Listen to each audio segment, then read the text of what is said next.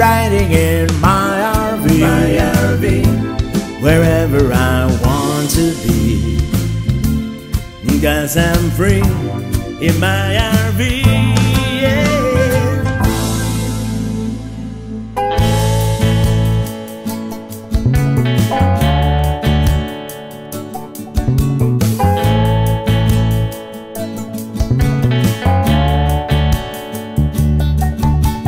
Well, here I am, leaving the Florida State Fairgrounds here in Tampa, where the Florida RV Super Show just took place. Actually, it is still taking place, but today we begin the long journey to the west.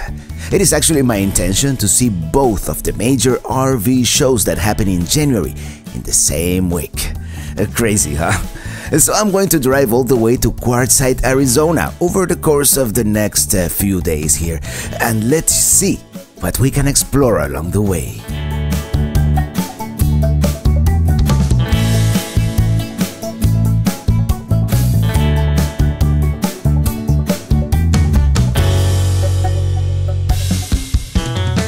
Well, driving to the west, well, to the north first and then to the west.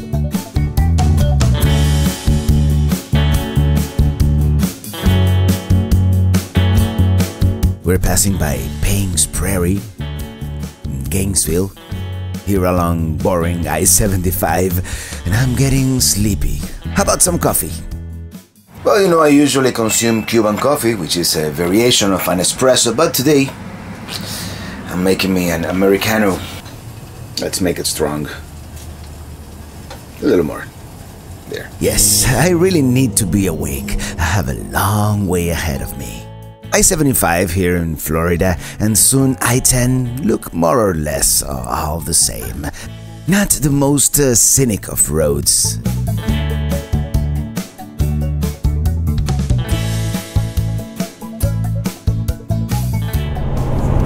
Well, now I am truly driving to the west. And if it wasn't cloudy, I would be driving into the sunset. Driving to the west, into the sunset, driving to the west. Driving to the west, into the sunset, driving to the west. Driving to the west, into the sunset, driving to the west. Oh, greetings everybody from the rest area. I'm hungry. Let's make some dinner. You know, I'm all about eating healthy, you know, at least as natural as possible. But I'm not gonna make a gourmet dinner here at the rest area right now. So what I'm going to do, so this, I don't know if this qualifies as an RV cooking show. I'm gonna make one of these frozen meals from Bluebird, and they're fairly decent. This one is probably the least healthy one of the ones that I bought. This is it's like a sausage and peppers. It does have a bunch of ingredients and some stuff I can't pronounce, but it's still better than opening a can or heating up a TV dinner. So this is what I'm going to do.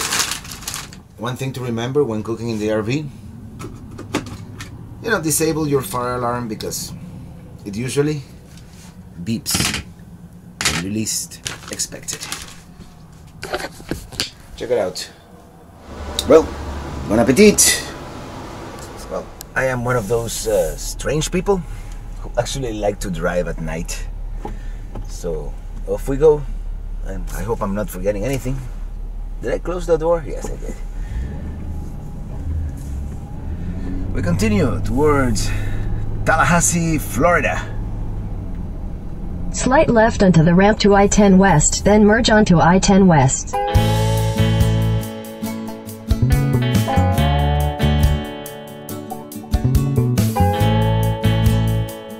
I continue driving into the dark night. Well, I arrived at this rest area. I'm tired. I don't see any no overnight signs, so I guess it is okay to overnight here. And I see another RV there, and there was another RV way over there and a bunch of trucks. So you know what? I'm gonna spend the night here. It's at mile marker 162 on I-10. Good morning. Making coffee. Yeah, all the RVs left and now it's all trucks, so I'm gonna leave too, just in case. Well, it is mostly trucks, but there is at least one Winnebago Via here at the parking lot. I'm leaving soon though.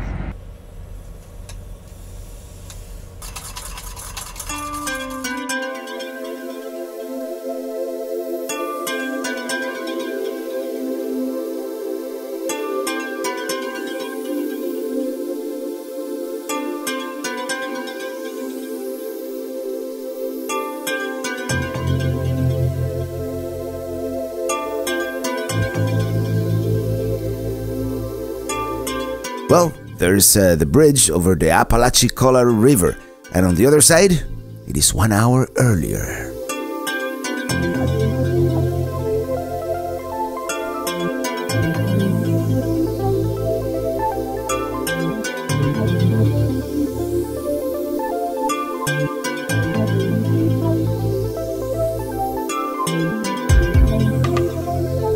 As the sun begins to rise, I continue on my journey west.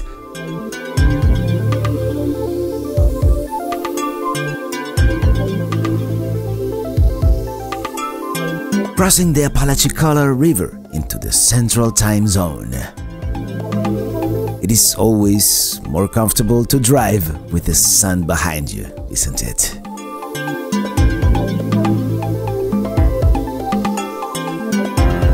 This is Marianna, Florida. For some reason it looks so familiar. Maybe we've been here before in one of our... Turn left onto Malloy Plaza, then turn left. Maybe when we went to Destin, we passed by here. I don't know. I'm gonna stop at the Walmart and buy some stuff.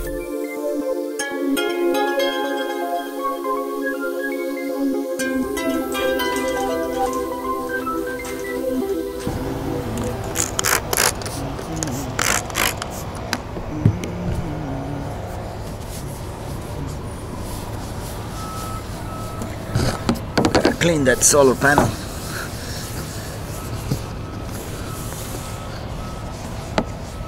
Get lots of energy for boondocking.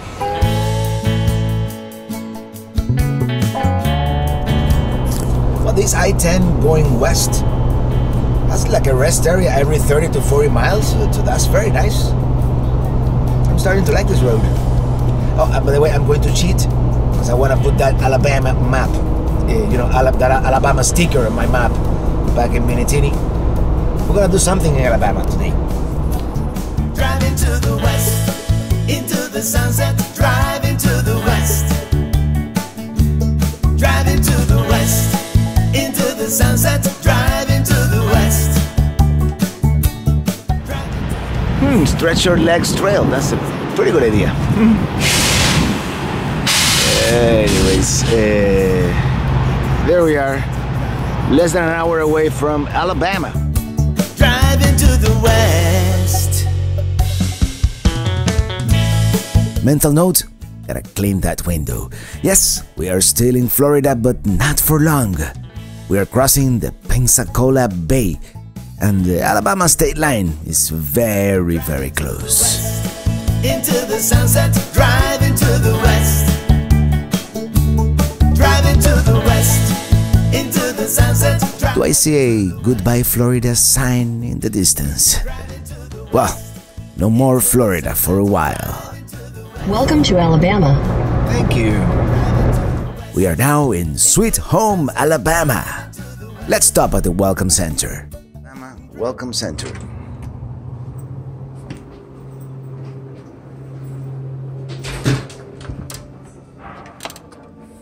Alabama Welcome Center. I got my maps. Very nice lady in there, gave me all kinds of information. She says that next time I have to camp somewhere in Alabama.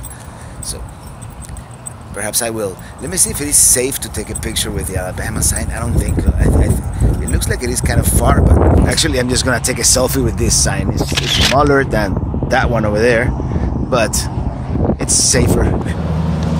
But we're not gonna stay in Alabama this time, but at least I'm going to do something in Alabama so I can put that sticker on my map.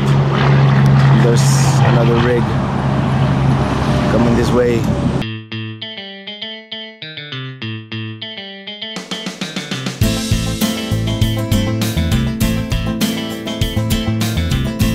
Well, it turns out there is this truck stop called Oasis Travel Center here in Alabama, right off I-10. So we're going to check it out.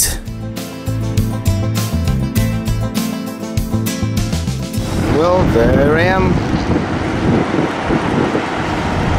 Mini Teeny. Here we are.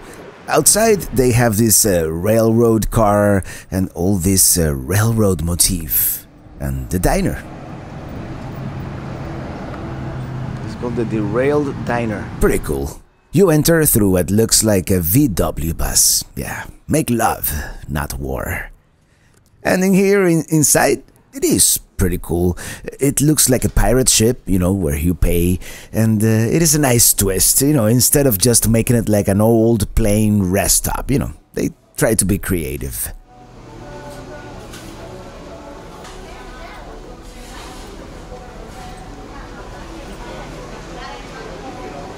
Let's look for the aforementioned Derailed Diner, which is actually where I want to eat.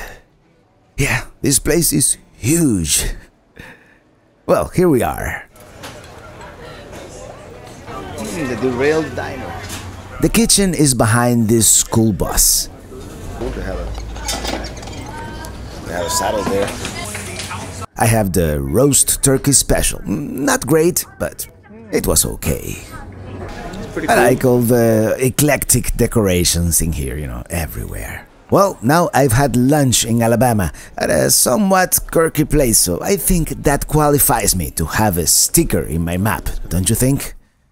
If I can ever find the stickers, it's been so long I forgot what I put in. There's Mini Teeny, looking more mini than ever.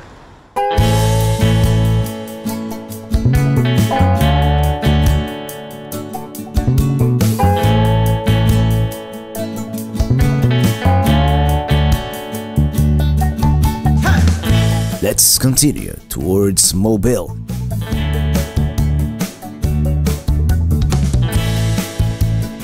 I remember this long bridge here as we approach Mobile. You know, from that time, way back in 1996 when I drove with some friends all the way from Miami to New Orleans for Mardi Gras. Yeah, it's been a while.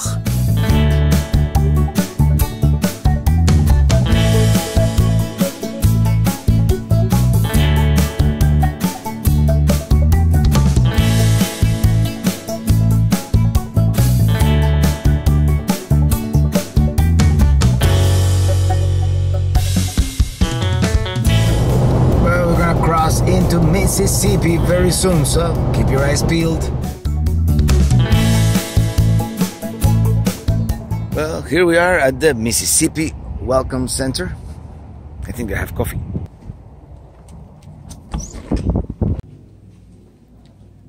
It's a very cool looking building here, the visitor center. And she says that they just built it, you know, to resemble something.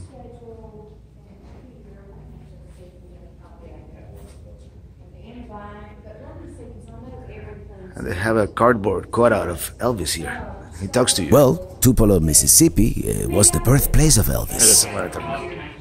He doesn't want to talk now. Anyways.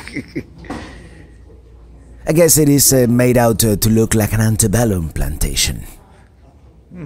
Mardi Gras is coming soon. It's like this, that's what I'm saying. Yeah, he doesn't talk loud enough. Oh, and they have coffee, free coffee.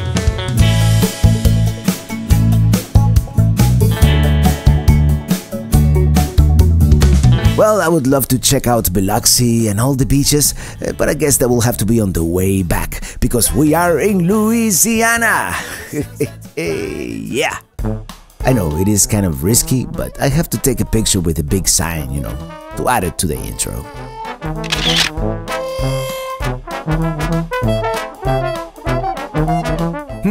They have a dump station. And here we are at the Louisiana Welcome Center. This one also seems to have a theme. Let's walk inside, see if they have any maps. Cool.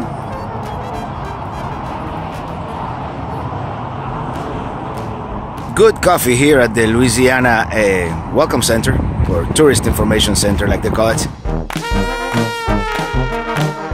Around here, I'm going to divert to I-12, which bypasses New Orleans, north of Lake Pontchartrain.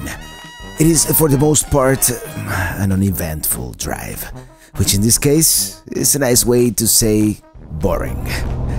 As I am here on I-12 on the way to Baton Rouge, about 3 hours behind schedule, but I'm gonna fix that tomorrow. I realize this is the furthest west Minnie the trailer has ever gone. We are further west than Memphis, Tennessee.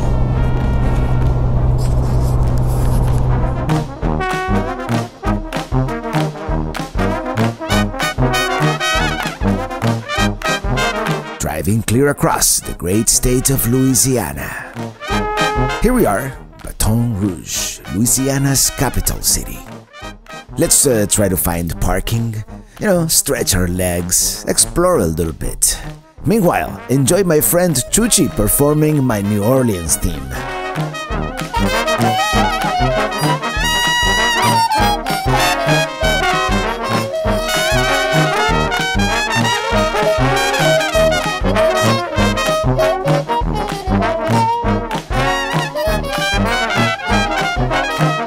Yes, this is just perfect.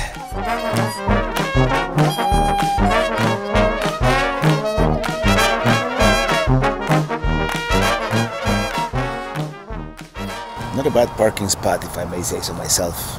I wonder if they would let me boondock here. We are right next to the state capital.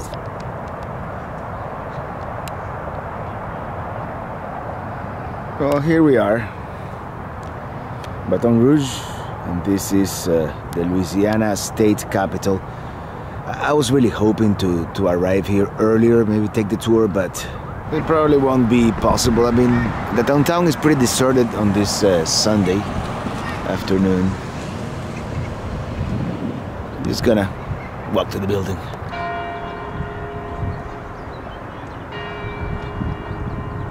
Okay, let me know if you see Minnie. Okay, I'll give you a hint. There it is. It is Huey Pierce Long. Also known as the Kingfish, he was Louisiana's 40th governor, assassinated in 1935. I'm sorry, sir. That's okay. It is a small downtown, but it seems to be a very clean city. Well, yeah, as I suspected, it is already closed. So, let's just walk around this nice park.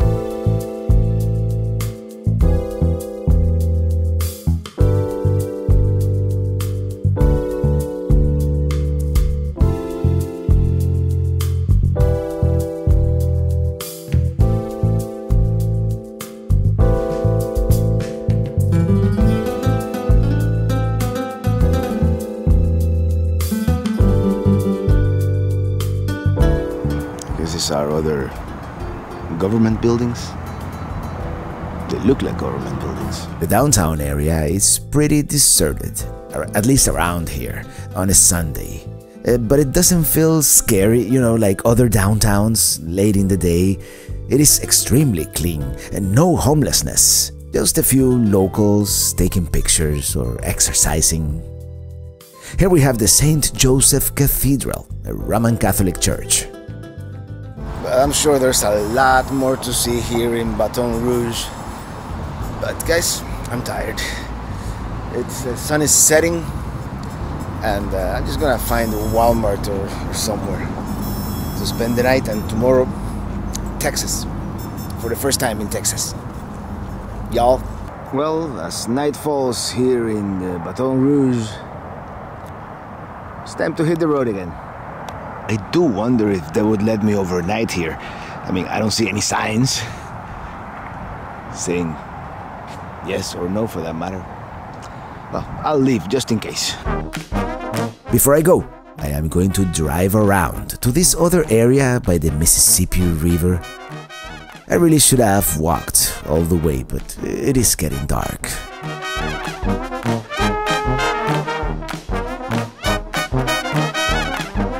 Here, at the courthouse, we turn right onto North Boulevard.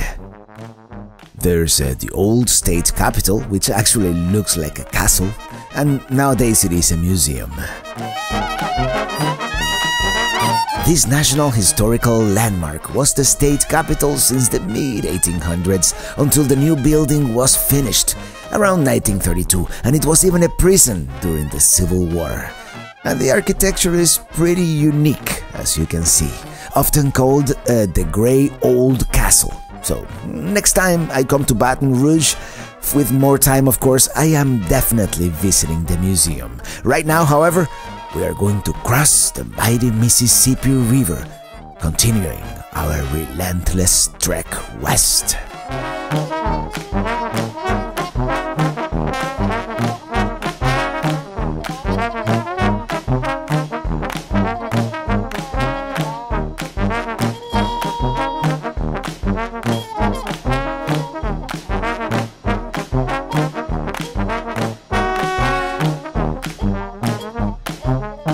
As darkness falls, I cross the Atchafalaya Basin, the largest wetland and swamp in the United States. Maybe we'll get to see it in a couple of days on the way back. Exhausted, I arrive by Breaux Bridge, just east of Lafayette. And there is a casino at the Pilot truck stop. Well, I park at the Walmart, my luxury accommodation for the night. Let's cook something. I am starving. Well, today we're going to make a very popular Cuban dish. It is called a picadillo. Well, I'm not going to go into the whole process in detail right now. Suffice to say, garlic and onions and bell peppers are involved. And I will, at some point, make a more detailed RV cooking show video about this. Gotta peel some potatoes, and the potato peeler I've got here in the RV really sucks. I gotta get a new one. Saute the onions and the garlic. Add the bell pepper, and might as well cut and add the potatoes too, because I am making this picadillo for the first time here as a one-pot meal. I've had to modify the recipe a little bit, to cook it in the RV. We're gonna add some Vino Seco golden cooking wine from Publix and our ground beef, and then, move it around. Paprika, oregano, cumin, a little bit of tomato sauce. Let's take out some manzanilla olives and some raisins and some sweet peas. What the heck, let's use the rest of the tomato sauce. You see? Look at that. It's like a chili without beans, right? But with potatoes. Since the potatoes are normally cooked separately, I am going to cover it and let it simmer for a few minutes until the potatoes get soft. Okay, so that's more or less what it's supposed to look like, but I kind of underestimated the amount of time that it was going to take for the potatoes to fully cook, so they still could use a couple of more minutes. But well, we're going to pair this with some California Cabernet Sauvignon and bon appetit. Well, we woke up to some thunderstorms here in Lafayette. So, I'm gonna wait a little bit. I'm already so behind schedule anyways. Well, good morning. I'm here at the Walmart just east of Lafayette, Louisiana. And two more RVs there. And there's a big thunderstorm coming, so I think I'm gonna ride it out here and then leave. Okay, so while I ride out the storm here, I'm doing some power management down here. And I divided my power strips into essentials and non-essentials. This is the external hard drive. I don't want that to go off at any time.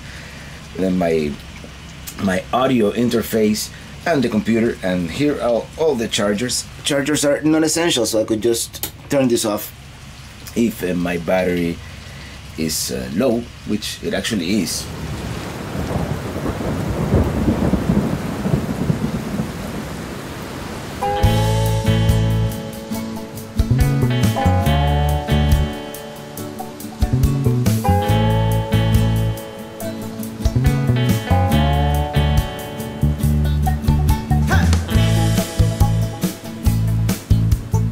Well, yeah, why not? We're in Louisiana, and the pilot has a casino.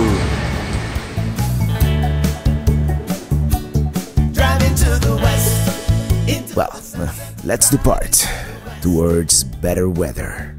Driving to the west, into the sunset. Driving to the west. Driving to the west, into the sunset. Driving to the west. Driving to the west, into the sunset. Driving to the west. Driving to the west.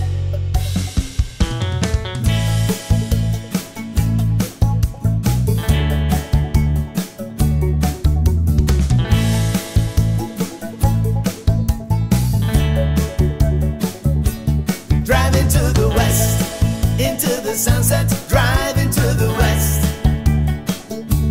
Driving to the west, into the sunset. Driving to the west. Driving through New Mexico, Arizona, even California. I'm gonna get my kicks on 66. The mountains and the desert are my fix. Driving to the west in my RV is where I wanna be.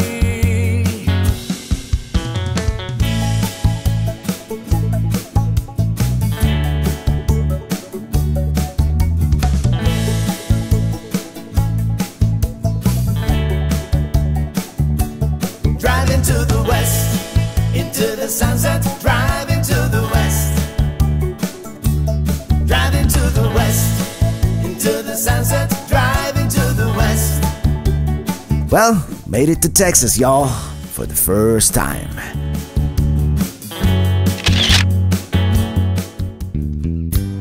Well, this looks kind of desolate out here. Oh, by the way, these here are the swampy lands of the Sabine River, which happens to be the boundary between Louisiana and Texas.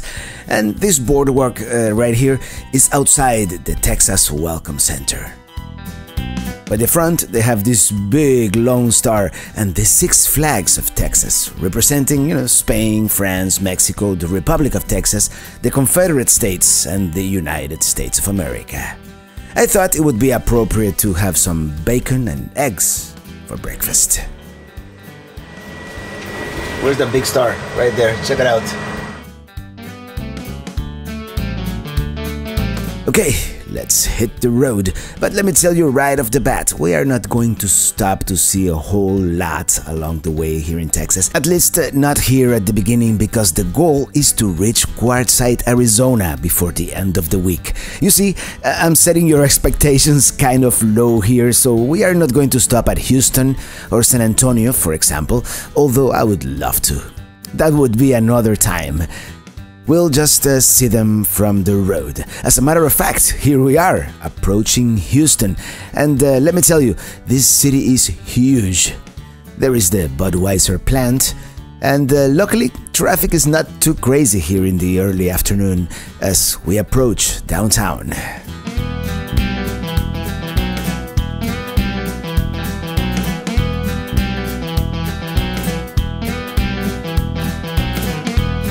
The city seems to go on forever. It is a huge metropolitan area, actually ending here by Katy.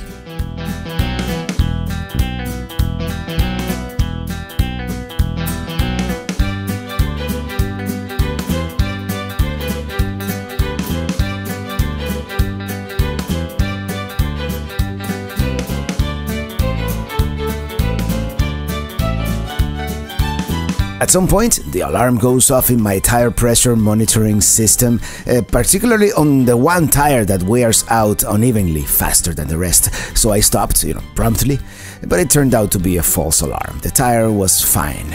Apparently, the sensor just lost the wireless connectivity. Almost 4 hours later, we are arriving at San Antonio. See the sign for the Alamo? Yeah, everything takes longer with the RV.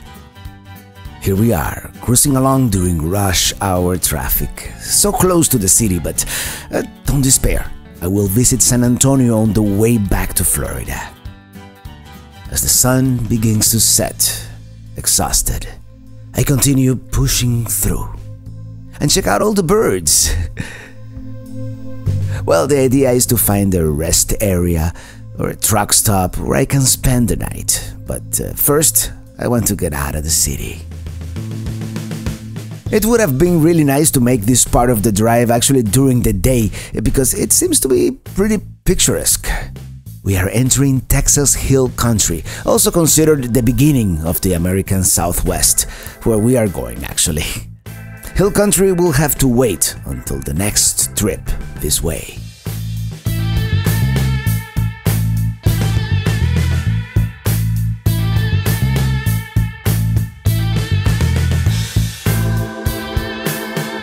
I find this rest area, but it is so dark and kind of crowded and off level. I don't know, I feel kind of intimidated, so I decide to continue. There is a Love's truck stop nearby.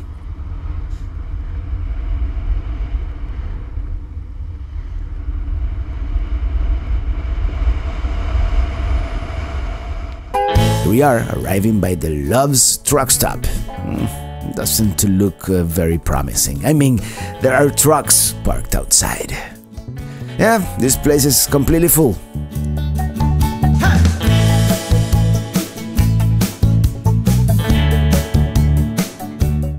Yeah, I think I'm going to continue. Well, to make a long nocturnal story short, eventually I find this rest area here nicely illuminated and perfectly level. And this is where I'm going to spend the night. Well, good morning from Kerrville, Texas. It is 27 degrees outside. My battery is kind of low, so I'm gonna have to buy a body heater at some point. Yeah, I kind of killed off my battery last night with the computer and the chargers and the forced air onboard furnace. Well, here we are. As I usually say, good morning. It's freezing cold. It was a very good choice to stay here, and pretty picturesque at sunrise. Well, I stayed at this rest area last night. It was full of truckers, but no one bothered me. And I am seeing this landscape for the first time since I arrived in the middle of the night. Look what I found. RV dump station and potable water. Oh, we can continue boondocking. I go to the nearby Lowe's in Kerrville to try and use the Wi-Fi and buy this heater for tonight. I got a new propane tank. Yeah, I might as well get some propane too. Also, one of the tanks ran out last night and, oh well, off we go. Let's continue on our trek west through the great state of Texas. Pretty steep grades here as we drive through hill country.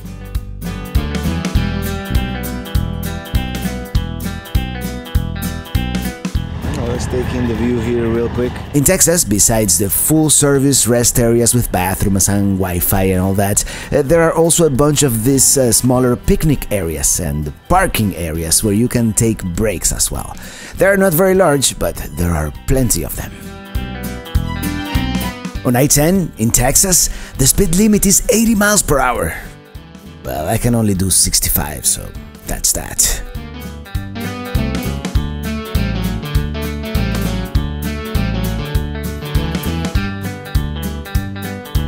Okay, here we are, approaching Junction, Texas.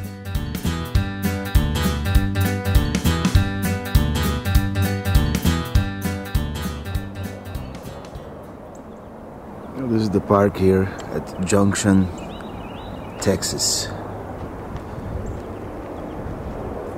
Very nice. Well, yes, you are actually allowed to camp here for free for up to 3 nights, right here at the Junction City Park, also called Schreiner Park.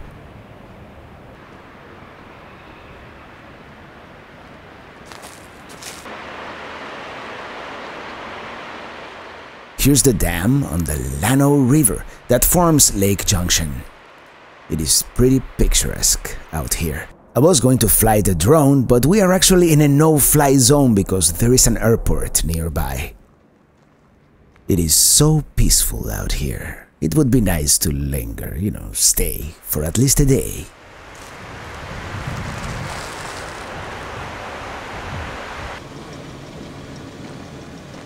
Oh, that's pretty cool. Some tree art.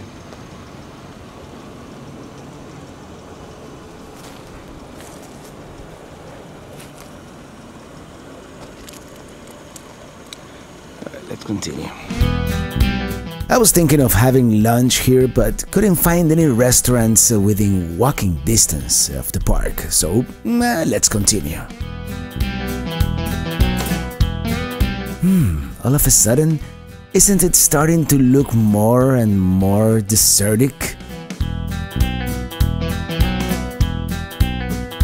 It goes back and forth, but little by little the trees are becoming smaller and sparser.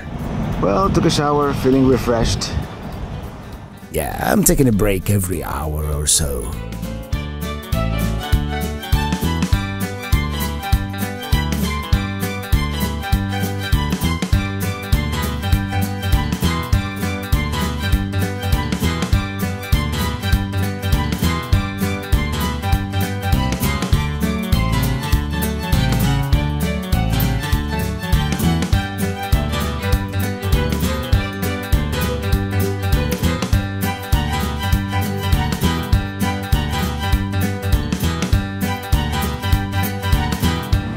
Pretty cool rest area here.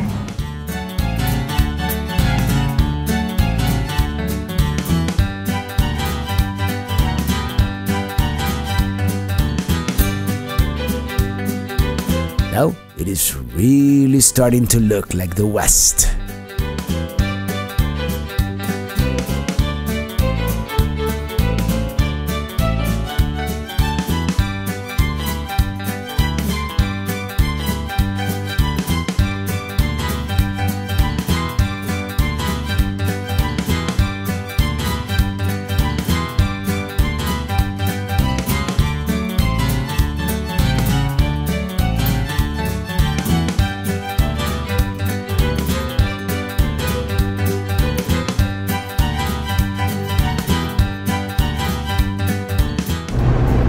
Mesas.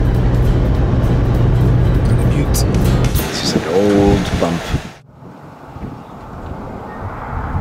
Well, the good news is I didn't run out of gas. And here I am with some oil wells, I guess, and also some renewable energy, wind turbines. So as you can see, Texas has all kinds of natural resources.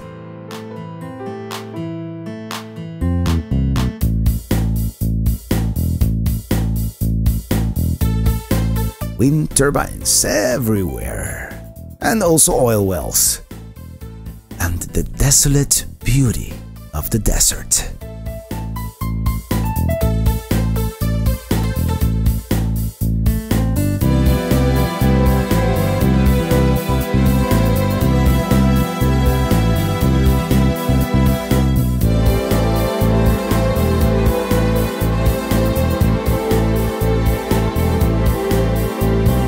We've got some cows here on the side of the road, so I guess it's not the full-blown desert yet.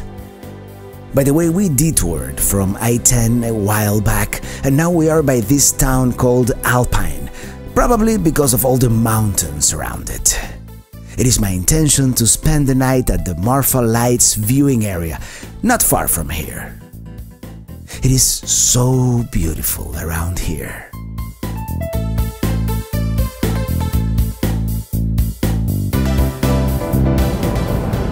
Well, these are my accommodations for the night here at the Marfa Lights viewing area. Let's go check it out real quick. And the sunset will be happening soon. Okay, this is pretty cool. Yes, in this structure here they have bathrooms and some telescopes to view the lights, I guess. The Chihuahuan Desert. This is the weird plant I've been looking at. This is where I'll be spending the night.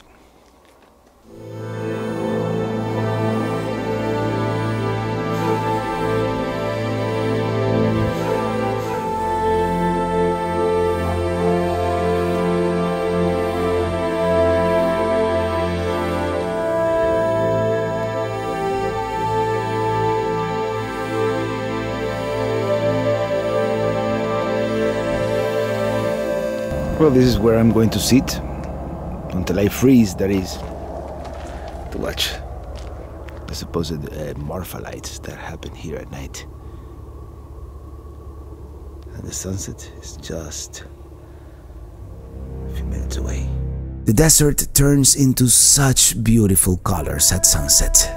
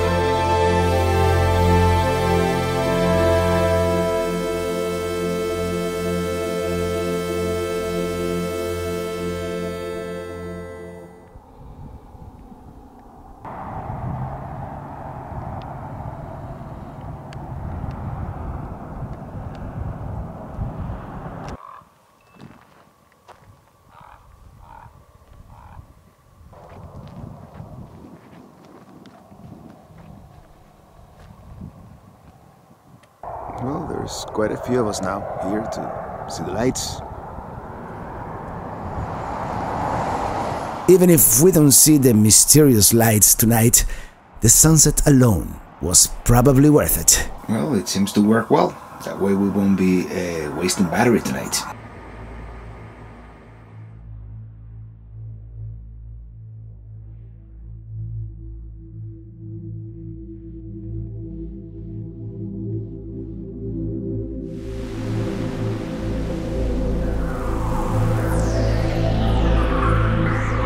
Well, needless to say, I didn't see any lights last night, and I left the camera on all night long. I even woke up in the middle of the night because the Mr. Buddy ran out of propane. Came out after the moonset and nothing. You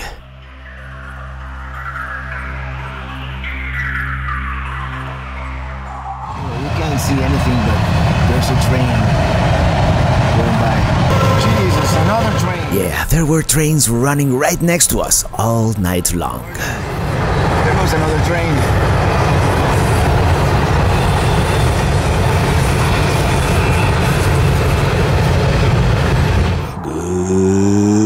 Good morning.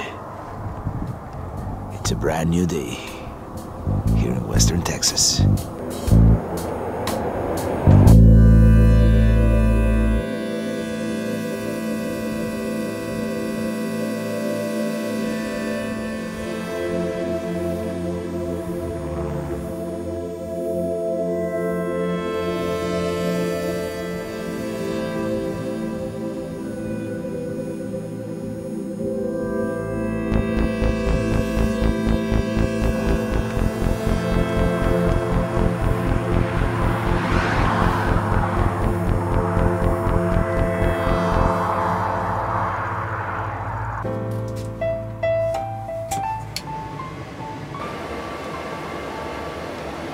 Good morning.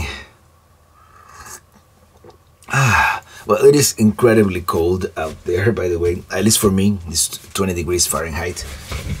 But what I want to do right now, and you might ask, and can you see it? No, you can't see it because I have all this crap here. Hold on. You might think, why hasn't he put a sticker yet for Alabama or Texas? Well, simple reason. I had misplaced my stickers.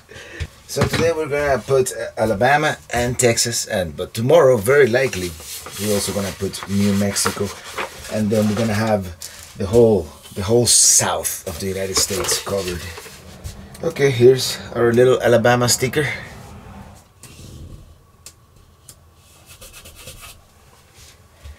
And now we're gonna put the big Texas sticker. Okay, Texas it is. Maps filling up.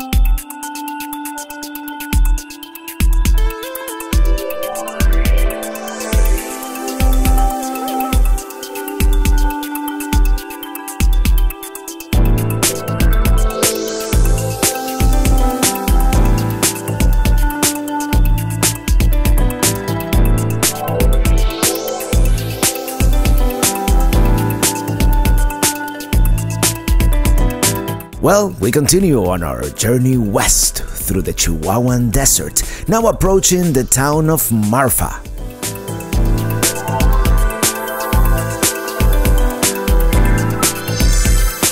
The town is actually mostly famous for its numerous art galleries.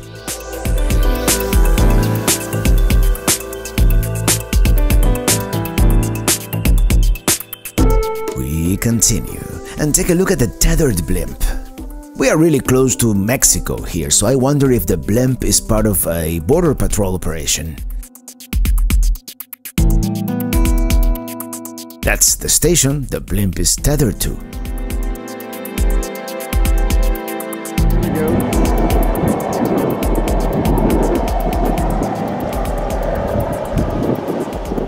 Quick stop here on the side of the road.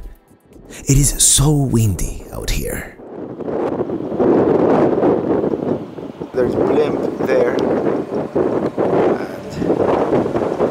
there's the station on the ground.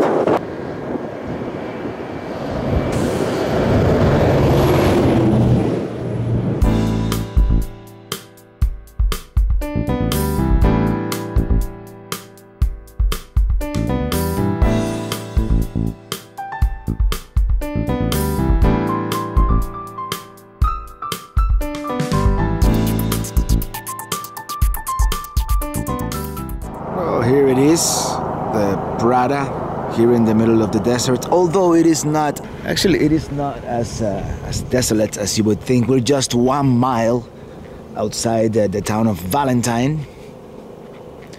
And here you have it, Prada Marfa, Ballroom Marfa. Here they have some explanation. It's an art production fund. Someone should come with some Windex and clean the glass. Hey, there's me. There's a mirror in the back.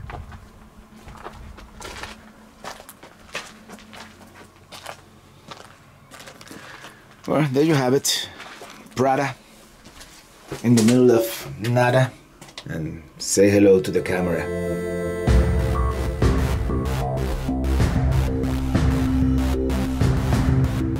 We continue pushing west. Next up, El Paso, Texas. Here's a pecan farm, lots of them here in Texas. We are approaching Van Horn. Here we rejoin I-10 West and enter the Mountain Time Zone.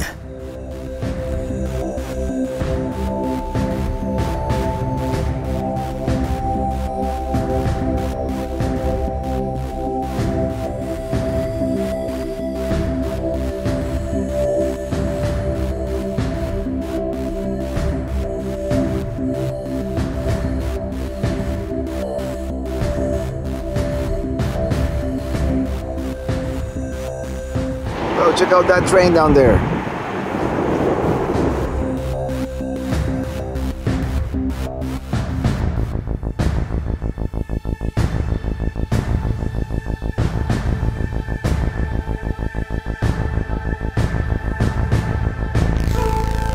Pretty picturesque picnic area here. Pretty cool.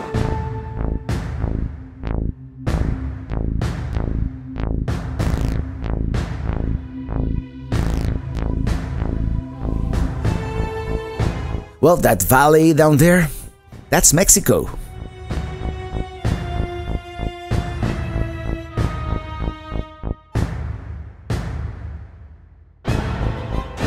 We are finally approaching the border city of El Paso. Internacional, comentadas al estilo de Saulo y Jairo. Eso es, Planeta Noticias con Saulo y Jairo.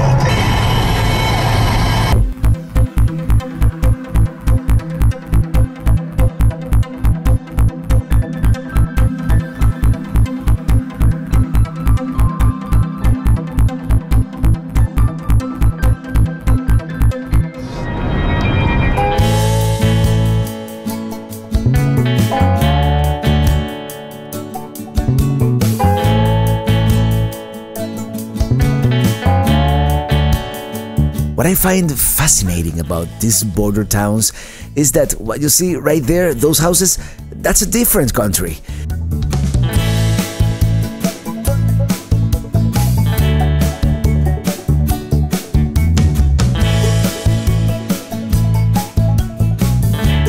Amazing that you can see Ciudad Juárez so close from the expressway. Well, I decided to stay at a campground, get a nice shower, replenish. And here I am at the El Paso KOA. Very nice view of these mountains back here. As you can see, it's almost empty, eerily empty. Or maybe that's another campground next door. And then there's a camping world right behind us. So yeah, this is my site right here, right next to the office. Hopefully I'll get some decent Wi-Fi from that antenna up there, although the Wi-Fi seemed to have died. Maybe they realized I started uploading a video. Well, let's explore a little bit of El Paso with a little bit of sunshine we have left in the 3 hours. Well, I actually passed by the tourist welcome center, and the guy recommended that I take this road, the Woodrow Transmountain Drive. But aside from this view here, there is not much to do or see. Well, okay, there is this trail on the Franklin Mountains. Cable car. And there's a cable car, but that is closed today. I told the guy clearly that I wanted to see Mexico, and that's not it. Luckily, I also did my own research, and there is this scenic drive with a couple of scenic overlooks that the GPS is having a hard time finding, but I am bent on locating it. And, well, here we are. There is Ciudad Juárez, Mexico, in the distance. And here's downtown. There's the river, and the wall, and the monument a la Mexicaneidad, and the rest of Juárez, south of the border.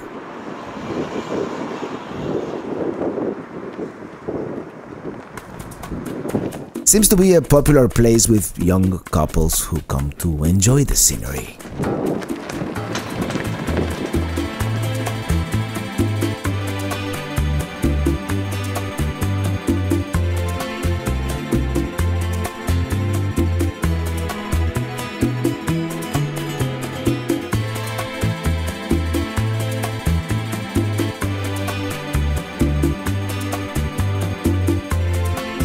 Directly behind downtown, that's Mexico.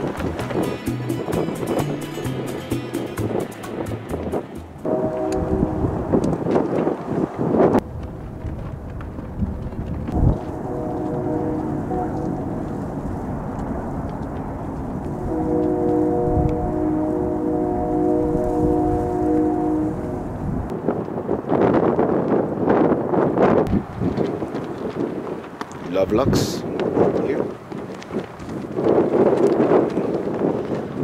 Take the next left onto Rim Road. Okay, let's continue. Pretty fancy neighborhood. other park here. Let's check it out. This is Tom Lea Park. This seems here to be a pretty ritzy neighborhood.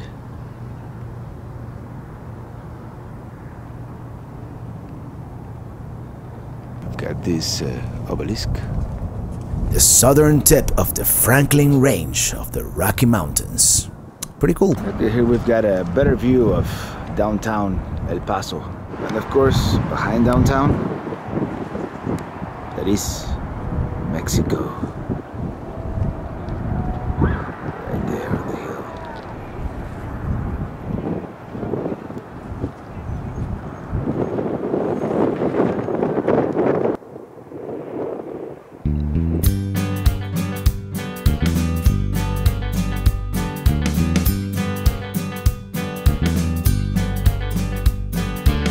Okay, let's go downtown. How it's first in Spanish and then in English. You know, like in Miami. I parked by this square called San Jacinto Plaza. Fun fact, back in the day there were real alligators in this pond here. Also, the plaza was renovated recently after many years of abandonment and disrepair. Nowadays, instead of beggars and pickpockets, we have street musicians. At least one.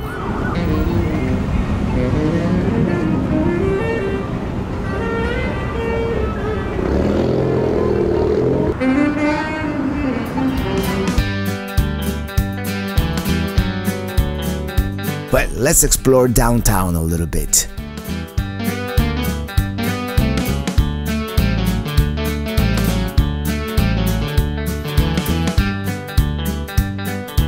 There's this interesting looking street here called, most appropriately, El Paso Street.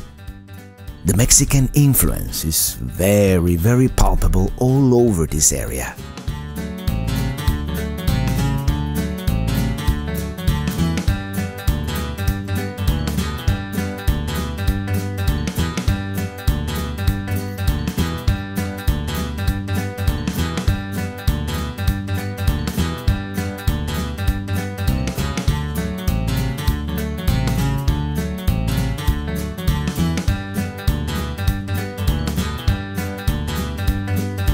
Actually, I decided to continue exploring a little more by car.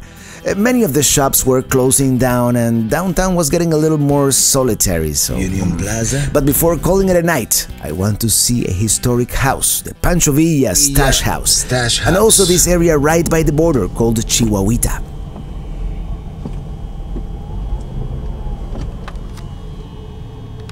And it is a historic site. Casa Clandestina de Pancho Villa. There you go. Terminal de autobuses. El Tiradero Market. Where you wanted to see the wall?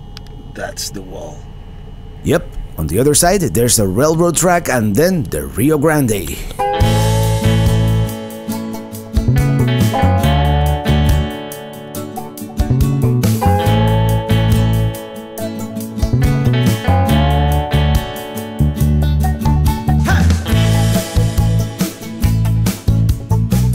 As night falls, I return to the campground.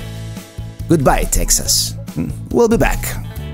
That was El Paso in 3 or 4 hours, actually. See you tomorrow. Our KOA here in Anthony, Texas is barely a mile away from the New Mexico state line. In fact, the town straddles both states, so soon after I depart, I encounter this huge New Mexico sign. And since my old New Mexico picture wasn't all that great, I am going to make a brand new one, right here, with this humongous sign. I also decided to stop at the visitor center. Let's check out the Welcome Center.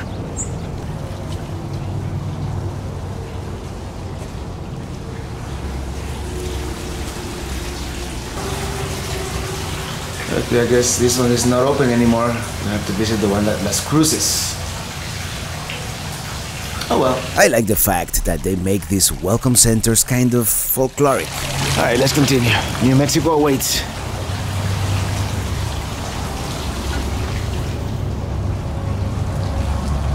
Oh, check it out. Flying saucer. Yeah, we might pass by Roswell at some point.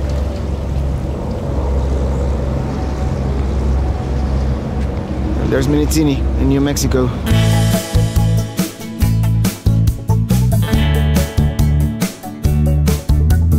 It doesn't look like I'm gonna be able to put that New Mexico sticker this time around either, because I think I'm just gonna drive through. But I mean, I'll put it on the way back for sure. And I'm getting worried about my battery. I'll tell you more about it later.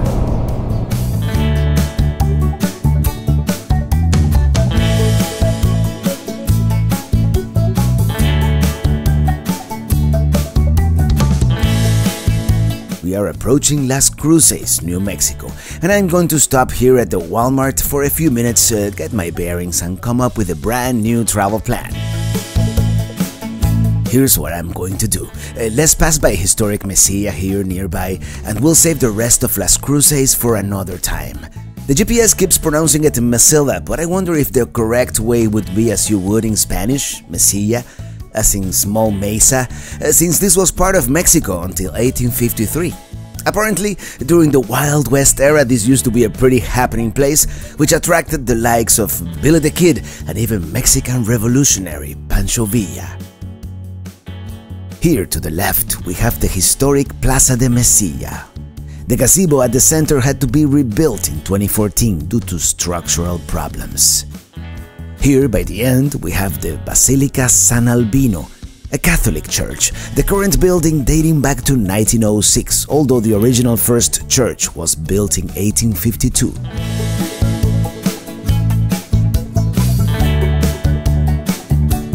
And here we see some of these typical New Mexican adobe constructions. Let's continue, although I've made a mental note to return to Mesilla and Las Cruces someday.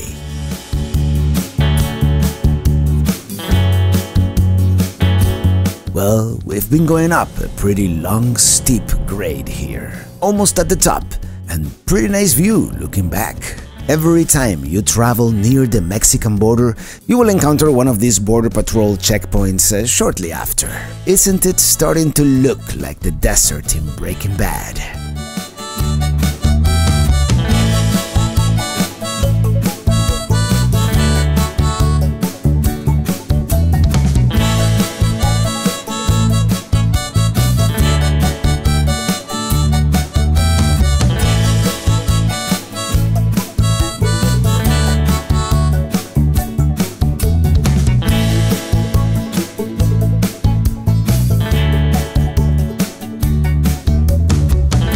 They have all these billboards here advertising this trading post coming up called Aquila Flats.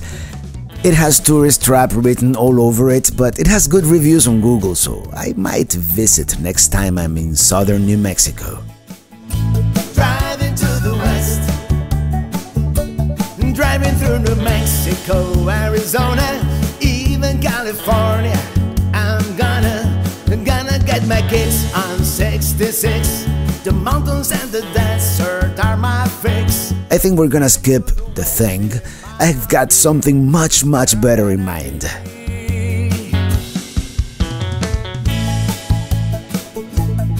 We are crossing the Continental Divide here, which, to be honest, it is a little anticlimactic in this flat desert. The Loveland Pass in Colorado was way more dramatic.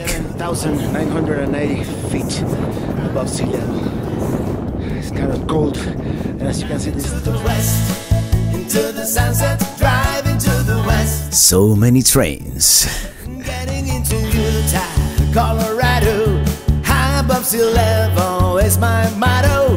Into the thin air, I might see a bear. Nothing like the west doesn't compare. Driving through the west in my RV is where I wanna be.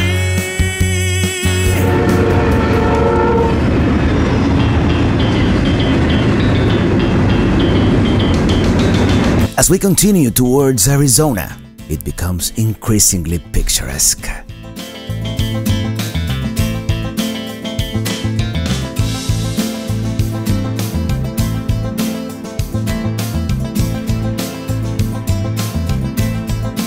Okay, I'm gonna tell you what the plan is here in a second. We're going to take a detour.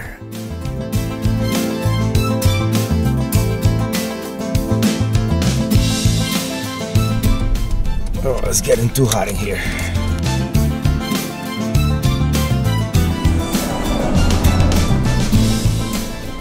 Alright. It's supposedly about 20 more minutes down this road. But since on this road I might be able to actually go at the speed limit, it might even be the same time. So besides, you know, sometimes it is better to take some of these secondary roads, and this could be interesting.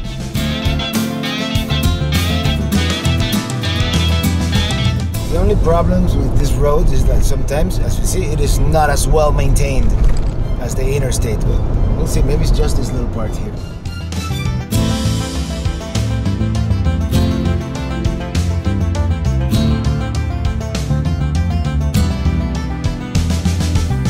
This is New Mexico Highway 80 going south. Very picturesque. Look at that.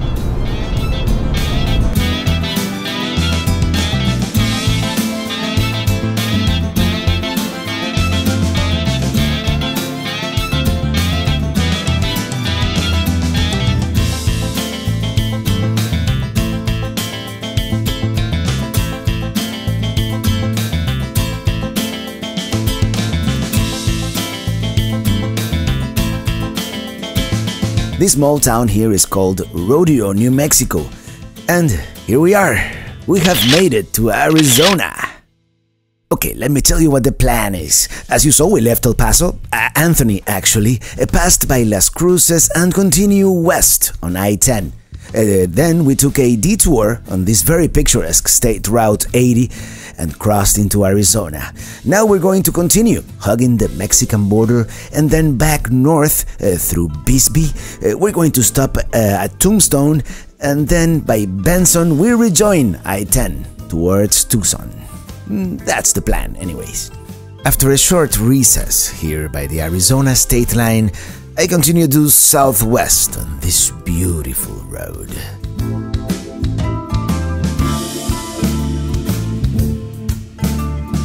There's a historical marker coming up. Let's see what it is. Quick stop here on the side of the road. This is the Geronimo Surrender's monument. The last Apache chief. By the way, Arizona is a state of incredible beauty. Really, really in awe at the beauty of this state. Look, everywhere you look. It's magnificent. So lucky to be here. Okay, let's continue towards Tombstone. At this rate, we'll never make it. Noticed as soon as we hit Arizona, no cell signal.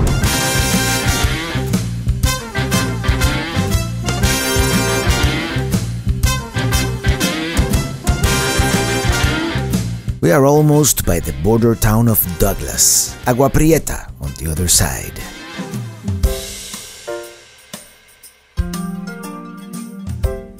Okay, let me make sure I turn right here, otherwise we'll end up in Mexico. Yeah, that's pretty much the border. Mexico is actually about a mile away to the south.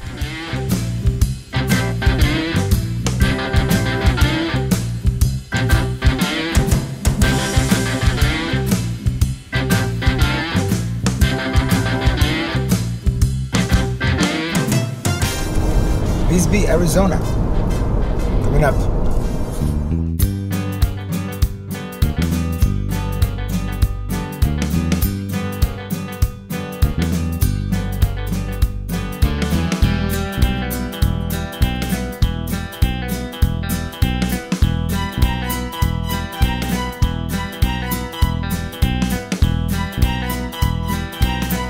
And here we are, entering Bisbee. This was founded as a mining town back in 1880, and it's considered nowadays one of the quirkiest towns in America. It certainly is picturesque. As we entered the historic district, here to the right we have the Bisbee Mining and Historical Museum. I would love to explore, but I'm afraid that won't be possible today. There won't be a way to park here, at least not with the trailer in tow. Today we're probably just going to be able to drive through and return in the future with better planning or a camper van. It is such a cute, picturesque town.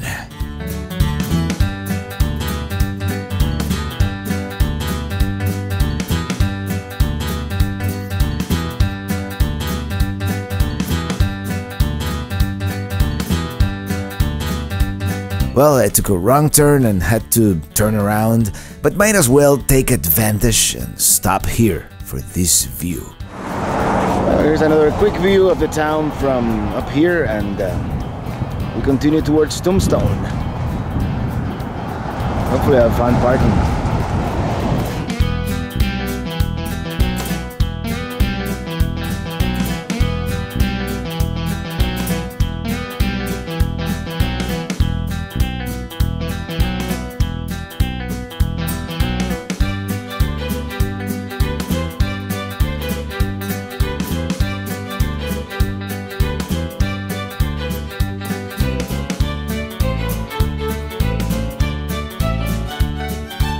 Here we are, Tombstone. Parking might be a challenge since they don't allow RVs, as you can see. Luckily, there is parking on the side of the main highway. Well, I parked here. It's a couple of blocks away. I hope there is no problem. All the parkings were for cars only, so this is interesting. So the high school is for sale. Interesting. You see, if we had something like that, we could have parked. Well, anyways, here's the famous Tombstone, Arizona. Not very busy today. Here's the Birdcage Theater, which used to be a saloon, and a theater, and a poker room. Across the street, they have this touristy shop. Let's venture inside the Birdcage. That is a 45 Ricochet, and back over in this corner in the green paint, just to the right of Fatima, that's a 44 bullet hole, straight into 1881, and you can spend all the time you want. There's a lot to see, take a lot of pictures. Admission is $12 for adults. Well, here's the original bar. As you probably overheard, admission is $12 for adults, if you want to see the rest. Might do that later, but I don't know if it is worth it. Meanwhile, let's just walk around a little bit, check out the town. Here's a Doc Holliday's saloon. I feel like Marty McFly in Back to the Future Part 3.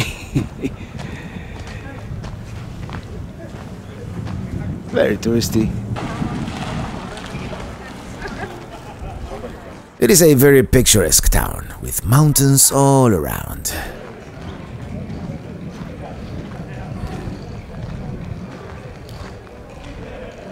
Oh, the OK Corral, that's where they have the reenactment.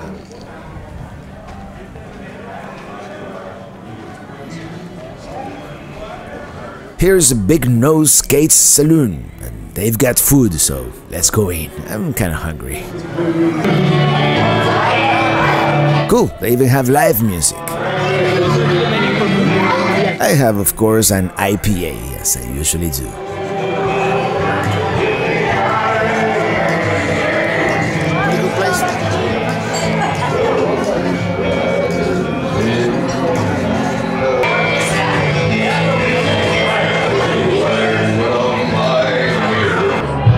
It's the cowboy cheesesteak. That's interesting.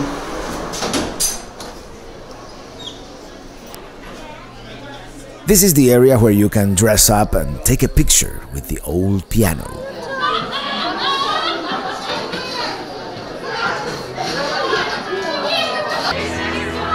It's time to go. Let's continue.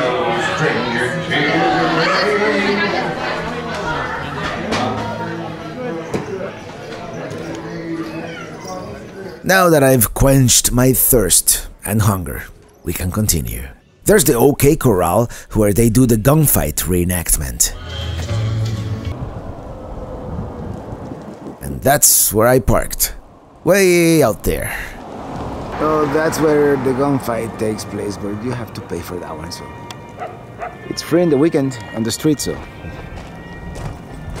We'll come back. Let's continue walking around, see what else there is.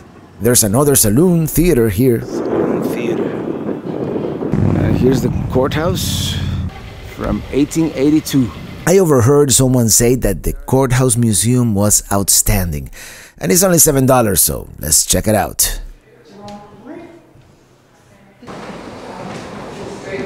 Here we have what looks like some torture devices. Oh wait, I think he was a doctor.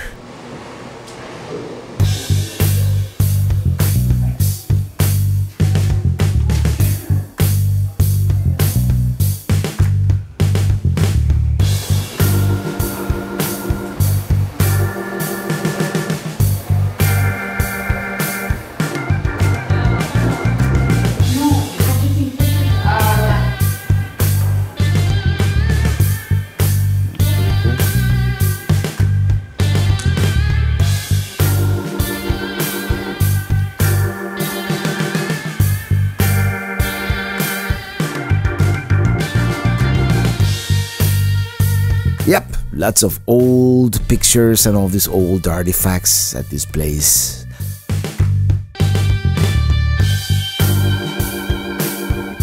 Old mining equipment, like this dry panning apparatus. Here's an old piano, actually the first piano here in Tombstone.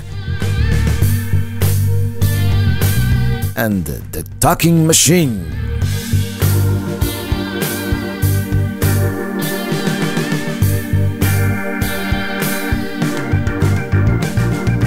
The post office.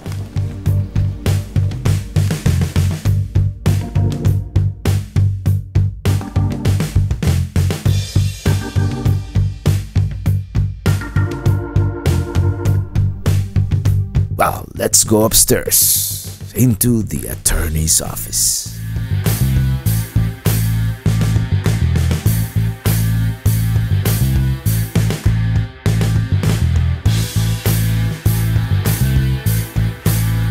Well, Your Honor.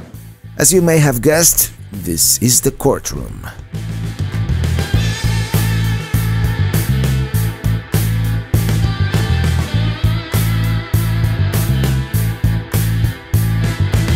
Well, there are a lot of interesting things to see here at the museum, but we must continue.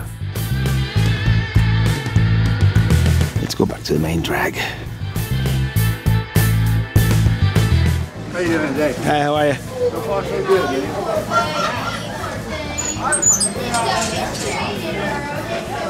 As you can see, not all the attractions are on the main drag, which is actually a segment of East Allen Street.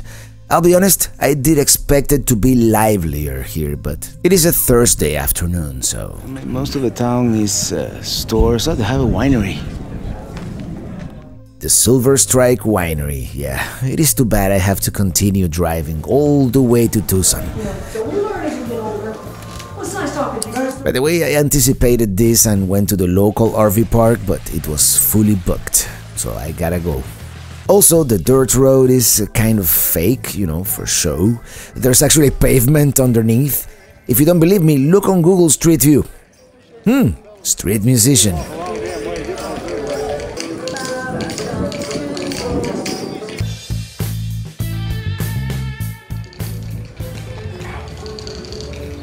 This is where I ate at the Big Nose Gates Saloon.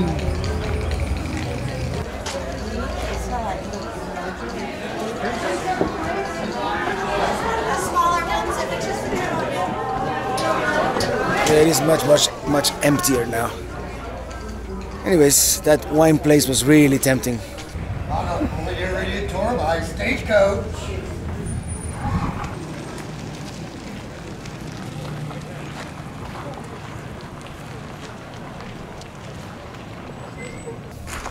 Well, and that's pretty much the main drag. It's just like 2 city blocks, you know, and very touristy.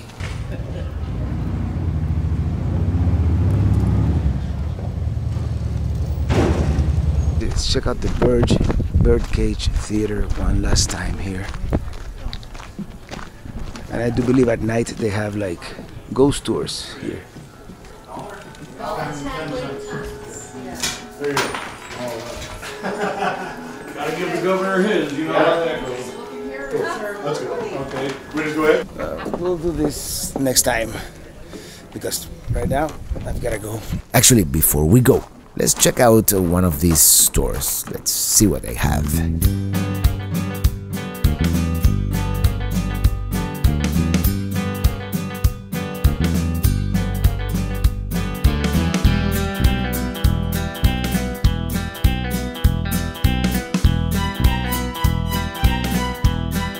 Yeah, I've always wanted a cowboy hat.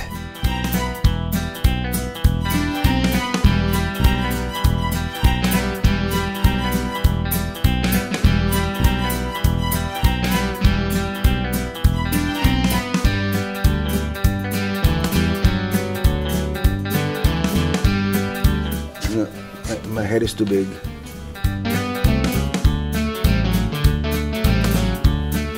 My head is still too big.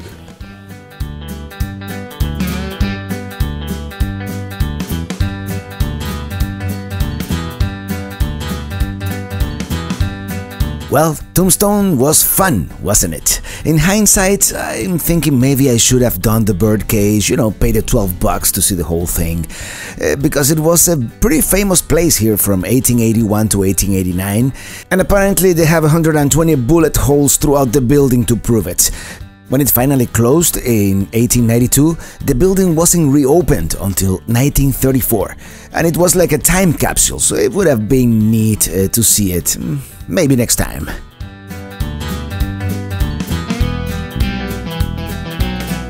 Well, we drove really close to the Mexican border, so it was only a matter of time before we encountered another one of these border patrol checkpoints. I guess they usually just let you drive through. The one time that they stopped me and asked me questions, I didn't have the camera on. Go figure. Well, we are approaching Benson.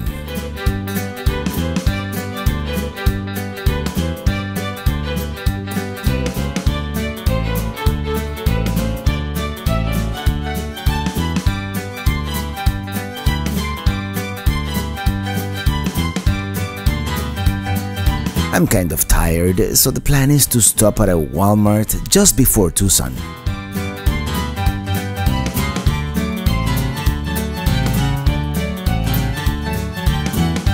Well, here I am, and it's all great except for all the no overnight parking signs, which means I am going to have to stay somewhere else.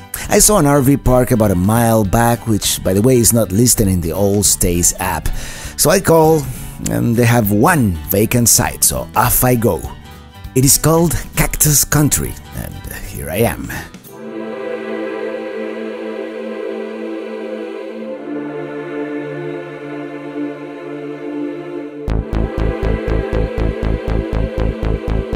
I think I'm gonna stay here. This place seems pretty nice. It's called Cactus something, but check it out. I guess it is true what they say about the desert sunsets.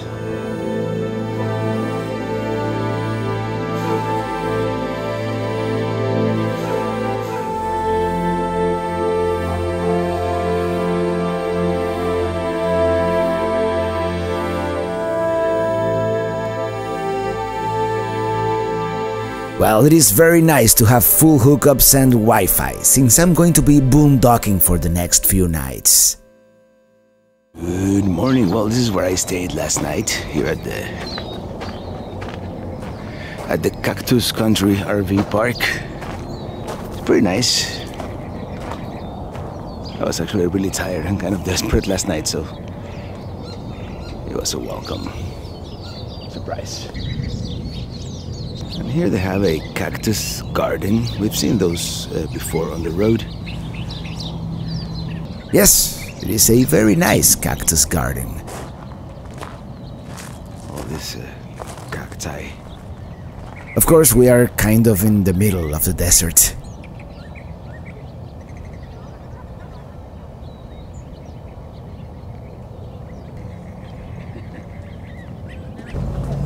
Well, Arizona has to be like the most beautiful state ever. Well, one of the most beautiful, for sure. Well, that's a pretty big cactus here by the park office. It's a shame I have to go, but I have to go.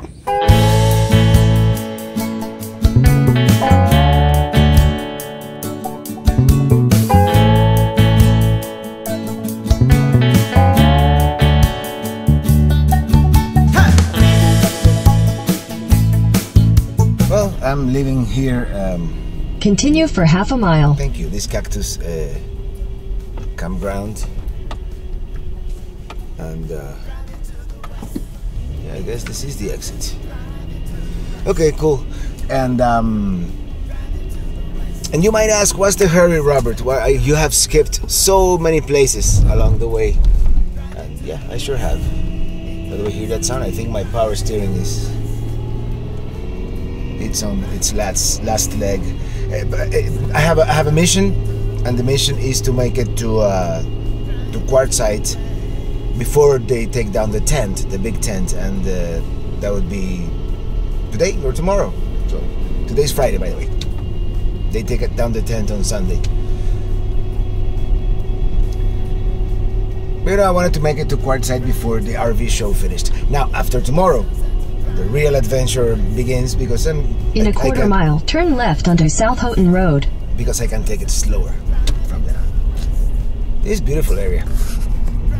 To Mexico, Arizona, even California, I'm gonna get my kicks on 66. The mountains and the desert are my fix. Driving to the west in my RV is where I wanna be.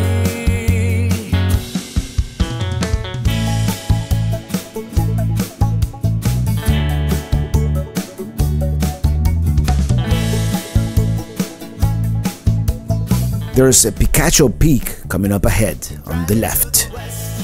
Into the sunset, driving to the west. Driving to the west. Into the sunset, driving to the west. All of a sudden, saguaro cacti everywhere. When people go to Florida or California, they're all excited about the palm trees. Well, you have no idea how excited I am to see the saguaro cacti. It is so typical and emblematic of the Arizona desert. Gonna see lots of those in the next few days. We're going to take a quick detour here, and I have to make a U-turn. Let's check out the abandoned domes of Casa Grande. I was tempted to say Casa Grande, but I've learned recently you're not supposed to pronounce the E at the end, so Casa Grande.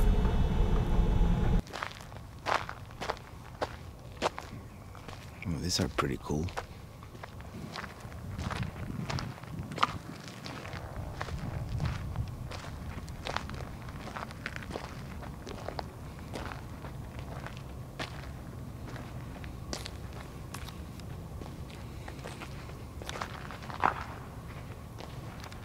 Interesting.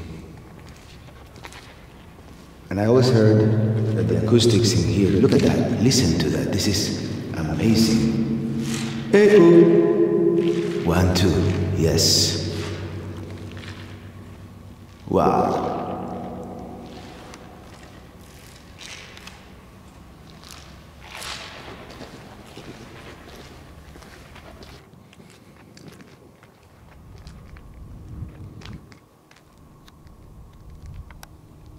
Ooh, there is someone there in that U-Haul truck.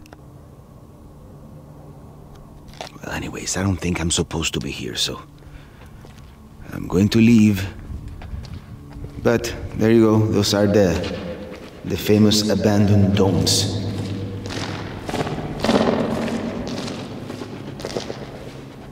Well, let's check them off the list. I've always wanted to come here, the abandoned domes of Casa Grande. Their origin is somewhat mysterious. Apparently, they are an unfinished computer manufacturing facility from back in the 80s, but I haven't been able to find any definitive information about them. I didn't see the no trespassing sign. Oh well. But there's someone in there with a U-Haul truck. I don't want to intrude if there's someone there. Maybe the new owner of the property? But it would have been cool to explore. Okay, off to Quartzsite we go. Well, I am pretty much going to drive non-stop all the way to Quartzsite.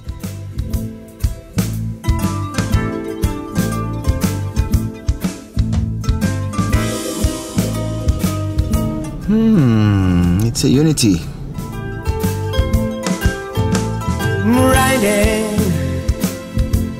Riding in my RV. So here we are approaching Phoenix. Right now we're just driving through, but I'm going to spend a couple of days here on the way back.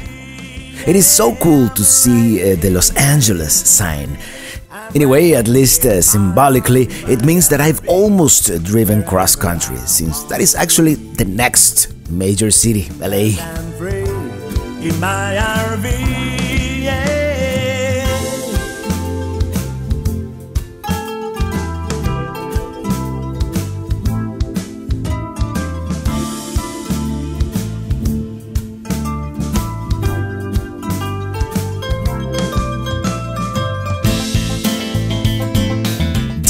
The Arizona desert, at the crossroads of Interstate 10 and US 95, there is a small, sleepy town of just 3,000 people, which during the winter months swells to almost 1 million, most of them nomads on wheels.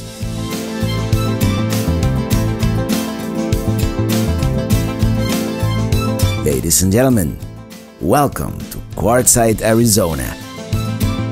Arriving in Quartzsite for the first time can be a little intimidating.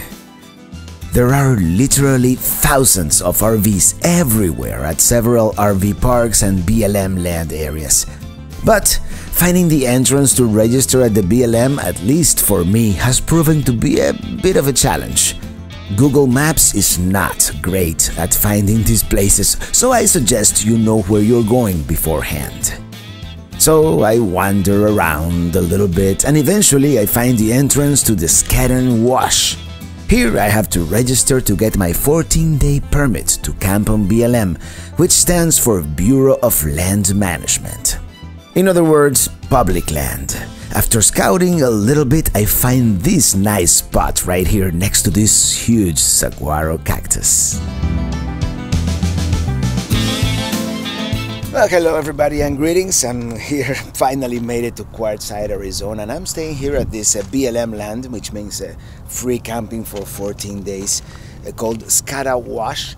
It's right off I-10, and I'm parked right next to this humongous saguaro cactus. So this is pretty nice, and I'm gonna head into town now before it gets dark to get a little bit of a lay of the land, and then so tomorrow I can go to the big tent and do some meetups and all that good stuff. This might sound strange, but I find it really hard to get my bearings inside the BLM, where there aren't any real roads. And I usually have a pretty good sense of orientation, but not here.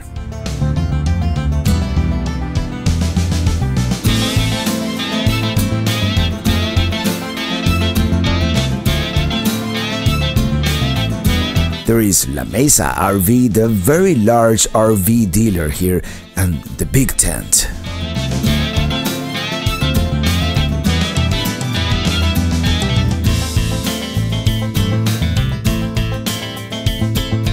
Let's get our first look here at the show here at the... Well, this area here is basically a large flea market or swap meet.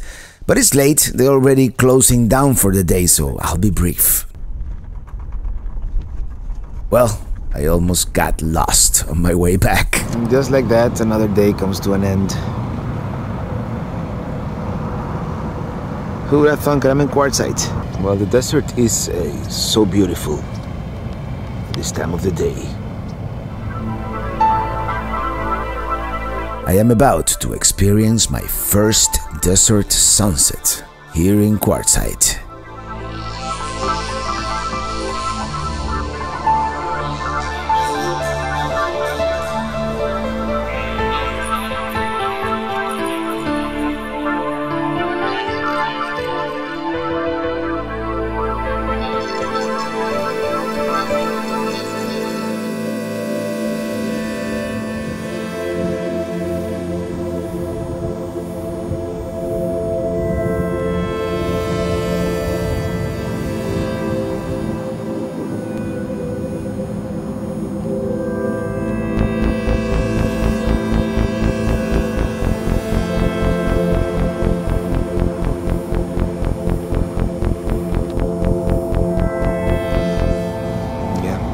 Sunsets.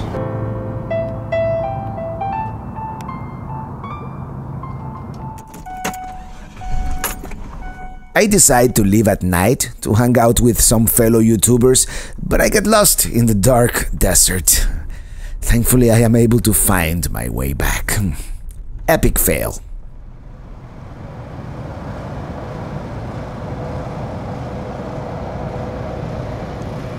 Well, good morning from the Cascada Wash or Scada Wash here in Quartzsite, Arizona. It's almost sunrise. It is 33 degrees Fahrenheit, and here we are. I really like all these mountains surrounding Quartzsite. Such a beautiful sight. Some people are leaving early. Well, this buddy of mine worked great most of the night. I ran out of propane. Can you see me well? Well, anyway, this is the first coffee from the desert.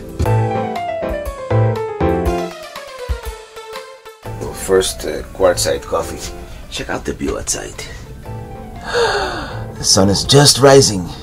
What I'm going to do today, when I actually find my way out of here, I want to put little pins on the road, like breadcrumbs.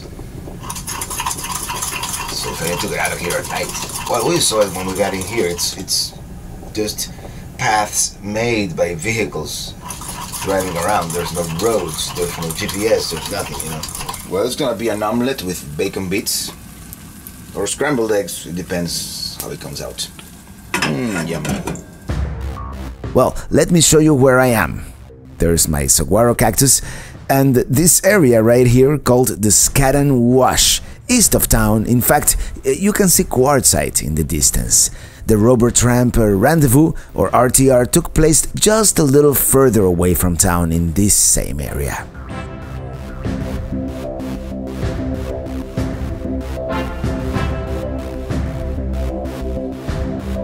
Let's fly closer to Quartzsite proper.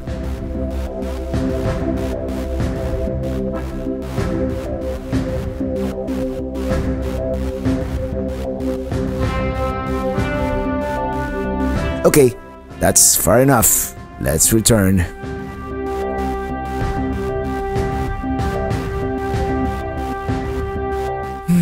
Where am I? That's not it. Here I am.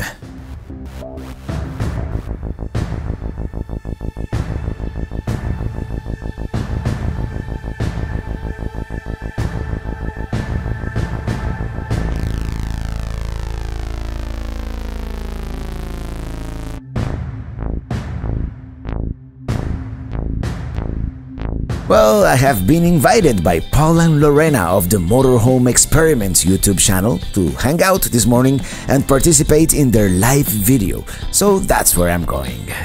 They are staying at La Posa West long-term visitors area, and I believe this is their campsite. Hey, welcome to Last Saturday Live Adventure Nation. We are here in Quartzsite, Arizona, and we've got a couple little surprises for you while we're here. It's going to be really, really cool. Joining us today, all the way from Miami, Florida, is Robert. Come on, pull up. Chair, Robert. We got Traveling Robert with us. There. Got Don and Kevin in the back. A couple of viewers that are hanging out with us that I'm sure we're going to see Lori and Brian out here soon. They're shy though. I'm always cold. Plus, I just showered, so I'm really cold, and it's chilly in here. It's not super warm, but we're in the direct sun, and you know I haven't showered in a week, so I'm not cold. And it's a little bit breezy. I think it's in the 50s, so for me, it's cold. All right, we got Robert shooting while we're shooting. I'm doing it behind the scenes. Behind the scenes, you're gonna sneak in. Awesome. Live video right now as we speak. Robert is doing a behind-the-scenes shoot right now, so when he gets back, we'll find that out. But I think it's the action cam that you guys use, right? So here comes Robert to answer the question. Someone was asking about the camera. It's the Sony FDR X3000. It's 4K. Very nice. Yeah, nice and small. And Gina and George have the same camera. Very good lens, decent audio. Very good. Yeah, cool. It has the external audio as well, so you can hook up a mic. Yeah, you can hook up a mic. Nice. Very perfect. Nice. Oh yeah, see? I guess all the cool kids have those. See, Gene's got one too. All the cool kids have those. I have a phone. And there's another camcorder style shooter, just like mine, as I keep sneaking behind the scenes. Curious, how's the stream anyways? Is the stream pretty decent? Yes. Yeah? So here's the other myth about Quartzsite. You cannot get cell signal here. The nice fiberglass rig belongs to G&J Roaming and Rolling, also on YouTube. Now Paul and I, we're going to the big tent. Now we're going to go finally see the tent, the big tent, and then we have a meetup with other YouTubers. And we're just gonna walk to the tent because it's real close. Yeah. They got a great spot here at the long-term area. No, this is what's it called? Long-term visitors area, LTVA. Robert and I are arriving at the show. This is the big tent.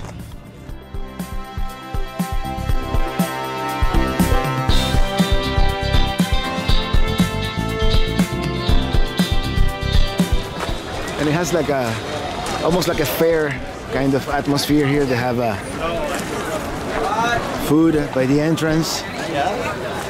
And yep, it's like a carnival out there. Here in Quartzsite, being in the middle of the desert, there's a lot more solar stuff, more than in other RV shows for sure. LED lights. Yep, all kinds of stuff in here.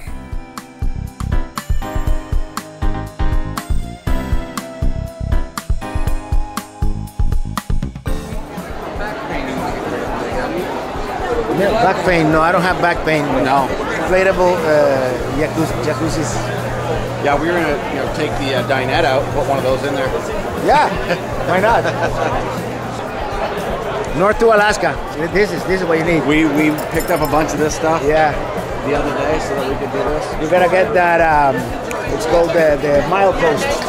That's what everyone told us about. The milepost. A long honeymoon. They did a lot. They do a lot of Alaska. More solar. We bought the panels. This is the panels. The extra panels we bought were this new tower. I'm going to be doing a little bit of work with them on an install video and some stuff. Oh, cool. Yeah. Okay, Paul is getting a brand new starter for his generator. Yeah. Generator's not playing nice. Yeah.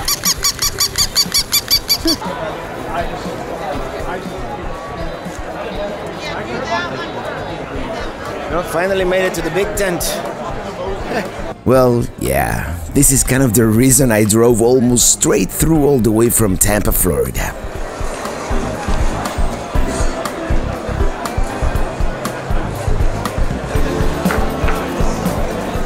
How's the feet, legs, and back holding up?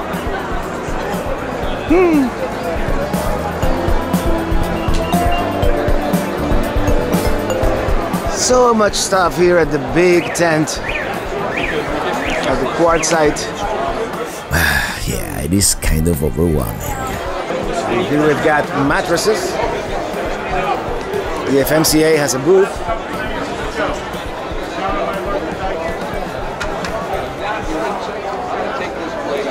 Very cool. Yeah, we could replace the dinette for one of these, like Paul said. manicure you didn't want. I tell you, this is stainless steel. They do not rust. Hash brown potatoes, shred coconut, cheddar cheese. And out here, they have the...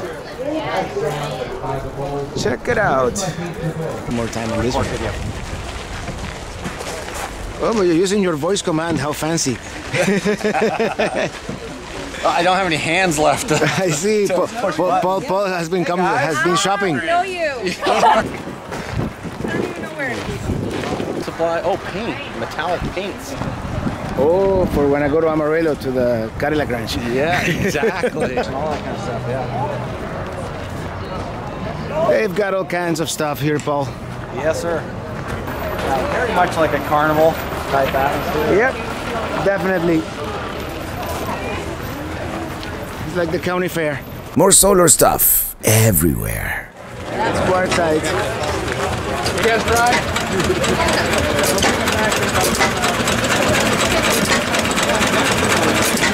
Interesting. Look, beer, wine, food. Well, yeah, of course, you have to have a bar. But in here, they call it adult daycare. How appropriate. Yes, very lively.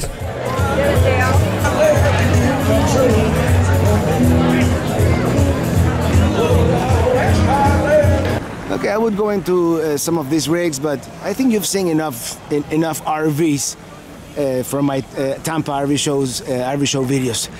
So if I find something extremely interesting, I will walk inside, but otherwise, you've seen all these solitudes. Gorgeous. The Integras, yeah.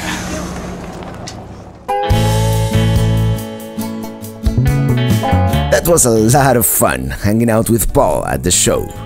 Next, I'm going to the Quartzsite Town Park because fellow YouTubers Nathan, Marissa, and Little Hensley of Less Junk, More Journey fame are having a meet and greet in town.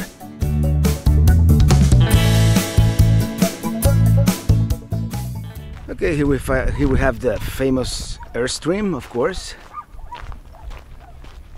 And there's a bunch of people over there already, so I think I'm late.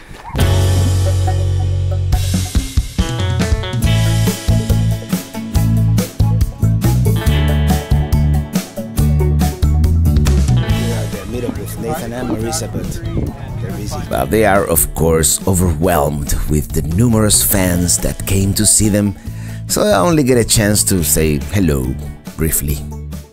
On the other hand, there is a bunch of other fellow YouTubers here, like for example, Nomadic Native. Like me, he made a beeline from Tampa to Quartzsite. A YouTubers meet up here. We're crashing Nathan and Marissa's party. Here's also Mike from Random Beats RV. Random Beats RV here with us as well. Nomadic Native. Robert. And also here, Patrick, the Paddy Wagon. I'm telling you, we're having our own little meetup right here. You know, like the kids in the back of the classroom. All of us YouTubers and some viewers in common as well. Alright, that was a selfie. Well, here's some extra video, courtesy of Mike, Random Bits RV.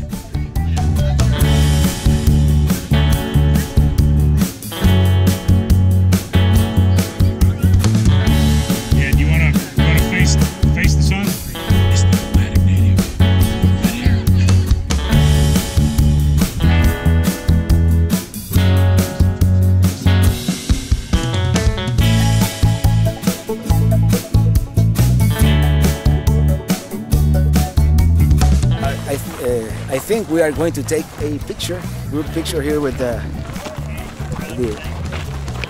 Less Junk, More Journey, and that's the famous Airstream back there. I got a fancy full frame. Mine's actually not that good. After the picture, we are going to get an Airstream tour as well. Mike, Random Bits, gets the Karma up in the air to take some group shots as well.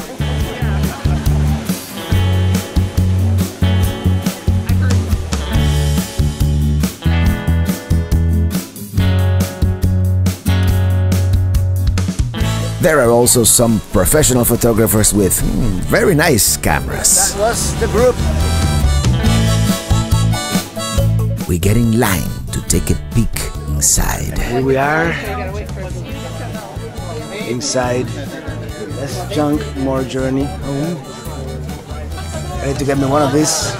Yes, well, we haven't grocery shopped in a week, so we're down to a potato and 2 apples. But hey, great job. I remember all the work that went into this. Yes, yes. It came out great. It was a long couple of months. Yeah.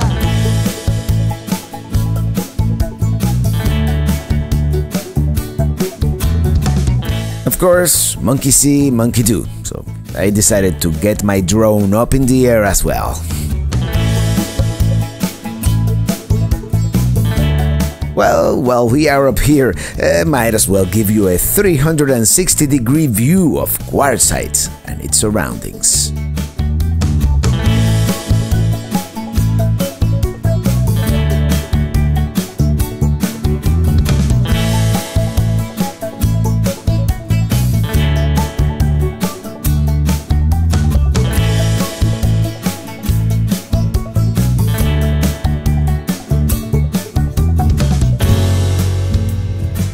Going back home, palm trees and cacti and RVs should be the symbols of Quartzsite.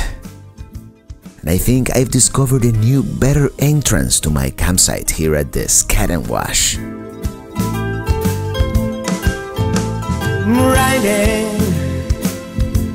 Riding in my RV, wherever I want. Well, yeah, finally decided that I might have to run the generator here for a couple of hours. Solar is not cutting it.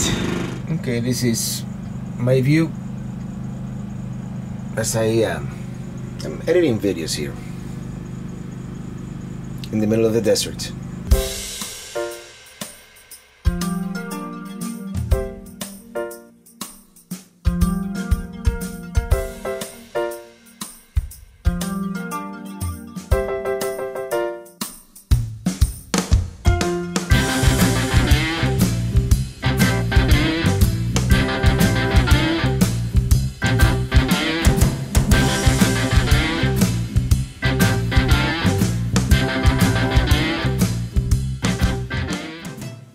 It is now that magic hour at the end of the day, right before sunset, when the desert turns into these surreal colors.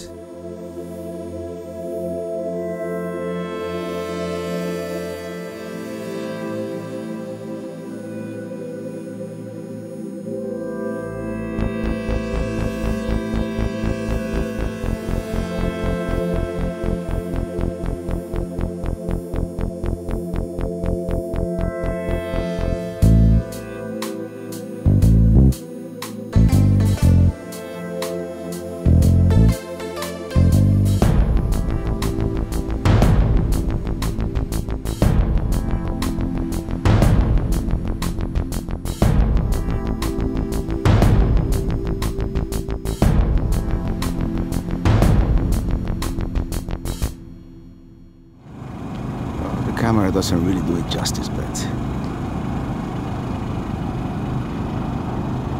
it's amazing.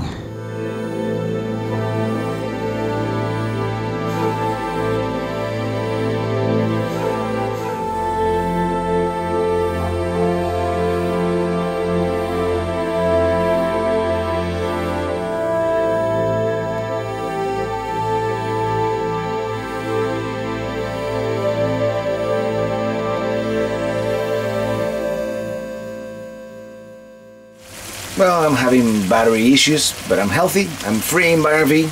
I'm making a fried garbanzo beans, and I'm gonna edit with battery power. By the way, the problem is my battery is down to 11.7 volts. So, yeah. I've been kind of reluctant to run the generator at night, but at some point I'm gonna have to do it. There are more UFOs. Chinese lanterns. They are a thing here in Quartzsite.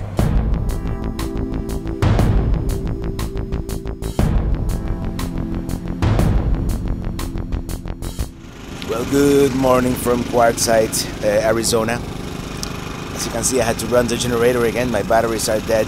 And that's the one thing about this trip. By the way, how do you like my cactus?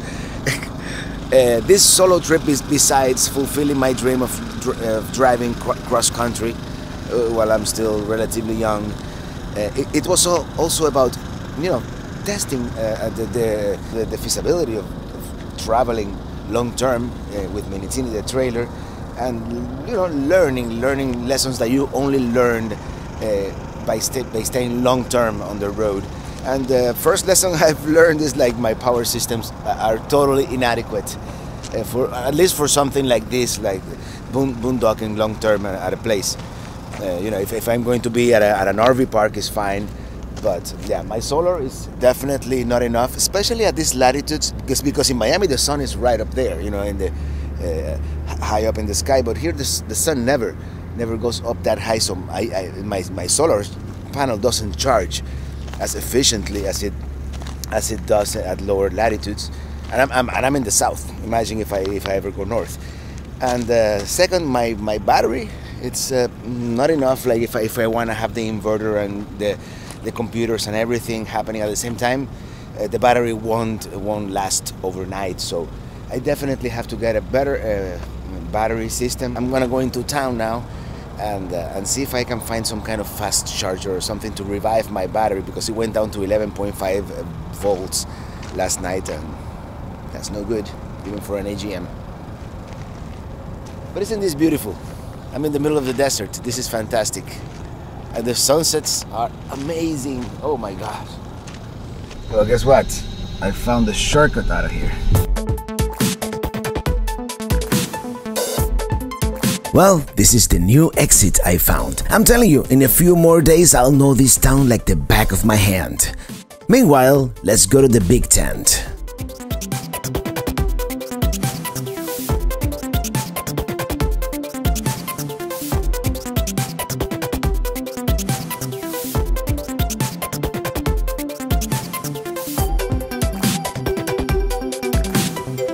It is early, so there is hardly anybody here and plenty of parking. We're right at opening time, so let's see.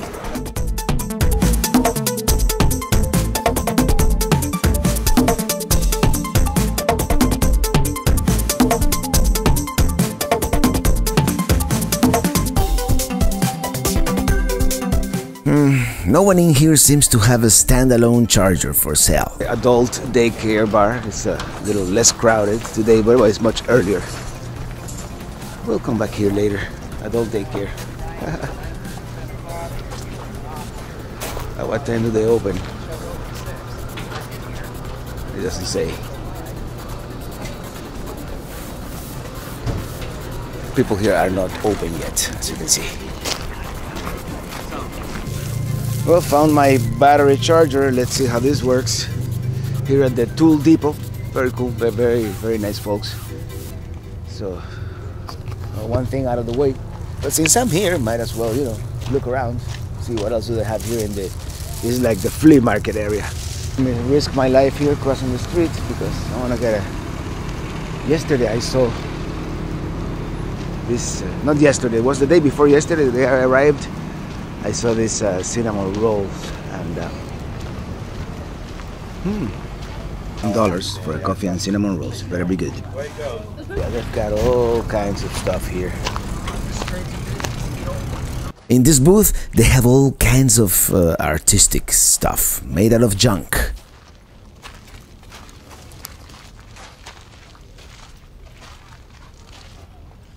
By the way, that cinnamon roll was really good. I don't know if it was worth the $5. I mean, it was $9, the coffee. You know, you're in Quartzsite, so everything is a little more expensive here. Yeah, a lot of the stuff is still closed.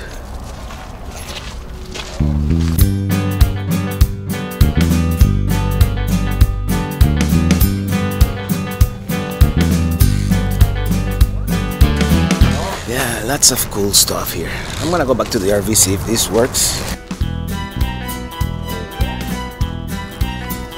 Cool car. Oh, they have a Phoenix Cruiser here. Let's see what a pre-owned Phoenix Cruiser looks like.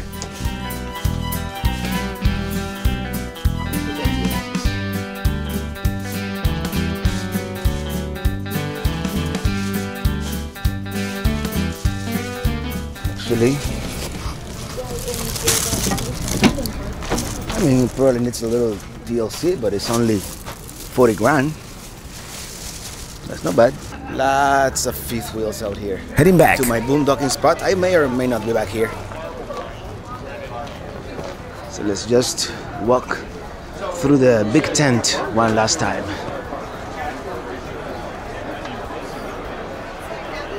Yep, the big tent is really big.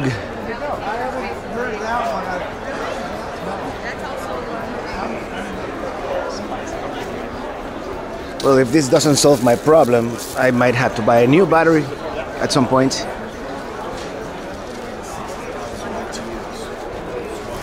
Get through my folks. Okay, saying goodbye to the big tent here at the Quartzsite RV show.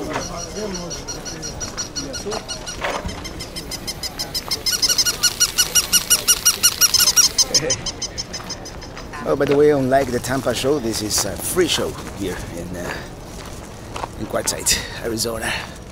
I still can't believe I'm here.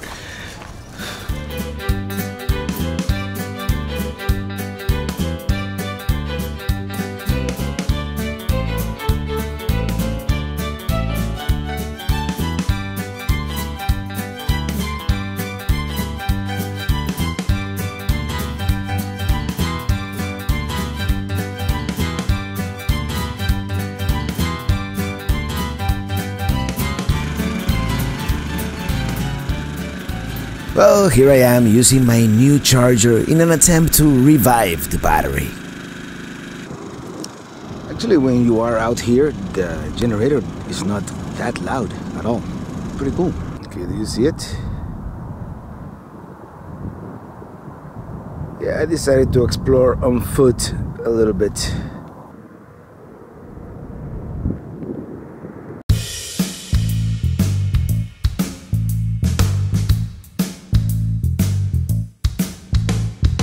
We are taking the 95 north towards Parker, Arizona, another small town of barely 3,000 inhabitants, passing by all the BLM north of Quartzsite.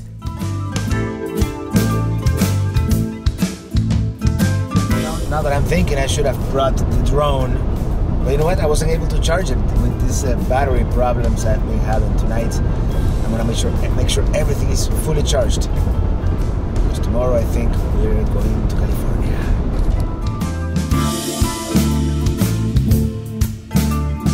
This guy is really in a hurry, isn't he?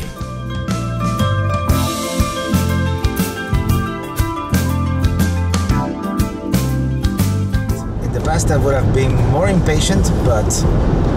Oh my God, did you see that? Now I understand why the RV is going slightly below the speed limit. Oh, that's an accident waiting to happen right there. Oh gosh. Everybody seems to be in such a hurry. Well, I'm not. Well, anyways, tomorrow we are going to California, but today we are going to the Nelly E Saloon, also known as the Desert Bar.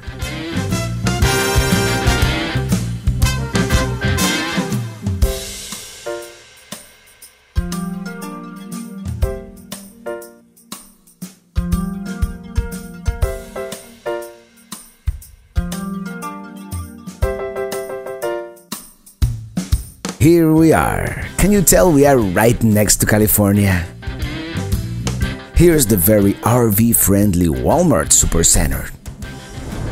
It says 24 minutes for 8.5 miles, 8.9 miles.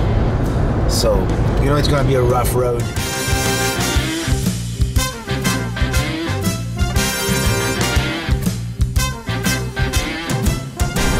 Well, we're about to take the Billy Mack Mine Road. We'll see how it goes. In half a mile, turn right onto Billy Mack Mine Road. Let's see how it goes. How this goes.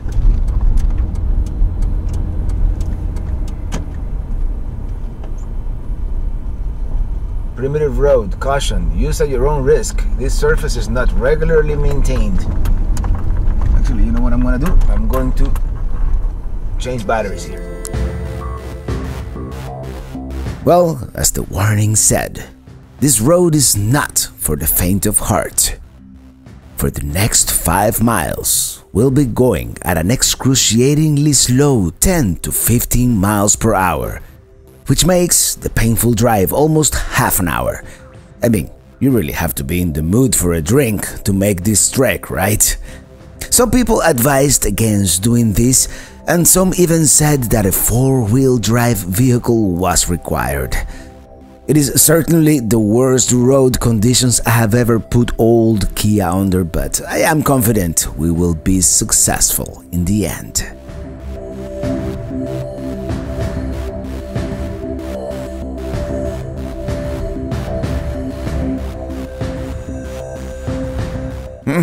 It looks like the black sedan gave up.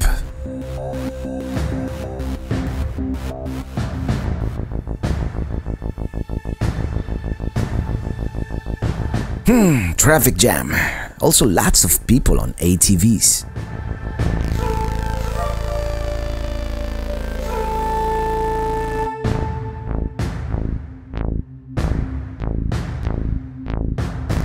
Another one that gave up.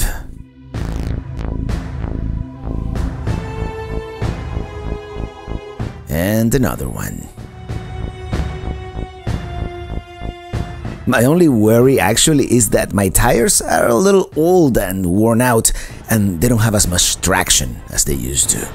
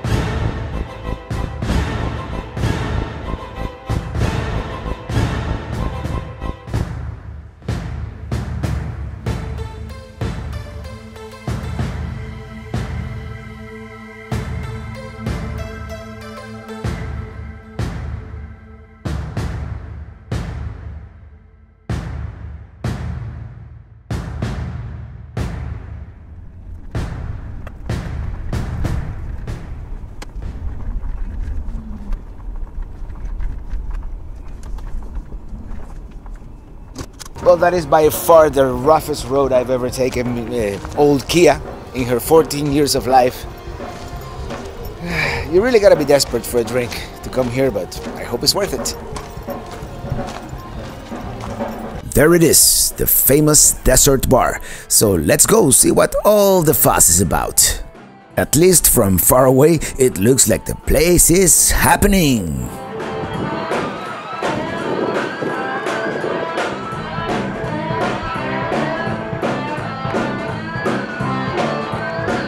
Well, they've got live music.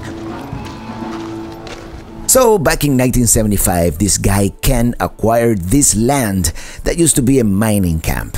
And in 1983, the Desert Bar was born at a very small 3-wall structure. Check out the church, made of solid steel, completed in 1996. Okay, let's do what we came here to do. Although I wouldn't drink too much if we're gonna tackle that road. After.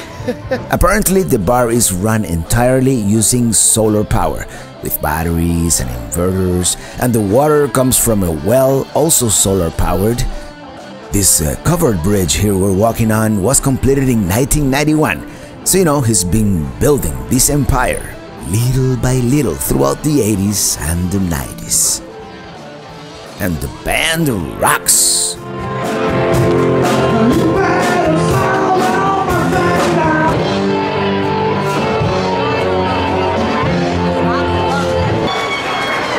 Huge. See what this is?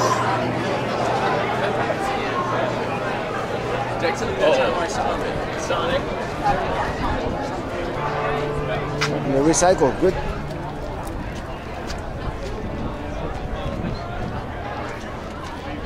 Well, let's get a drink.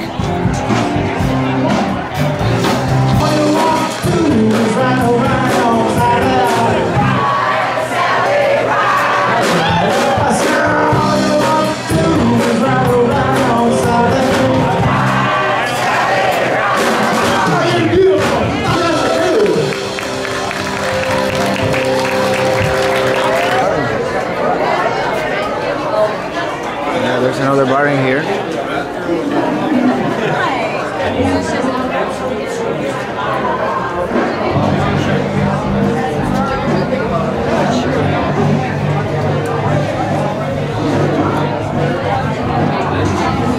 Oh, I was tempted.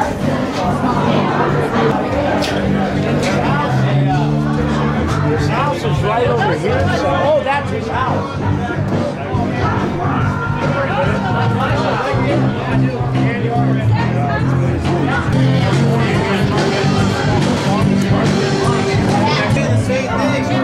Well, the beer selection is not that great, but hey, we're in the middle of the desert here.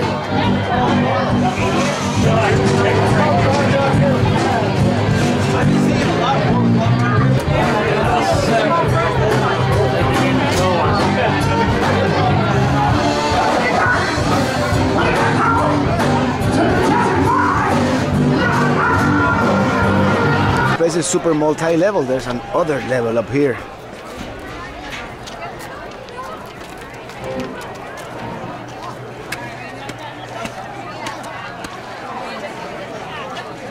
So what do you guys think? Yeah, right. Keep going up. Let's see what's up here.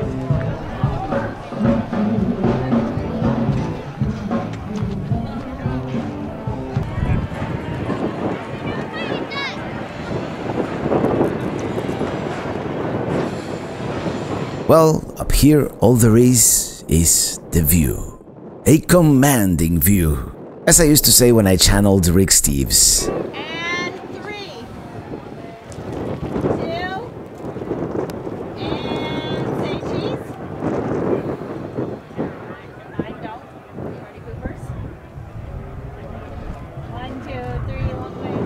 Well, what goes up, let's go back down. I'm going back down, enjoy my beer. Maybe I should have brought my hiking shoes.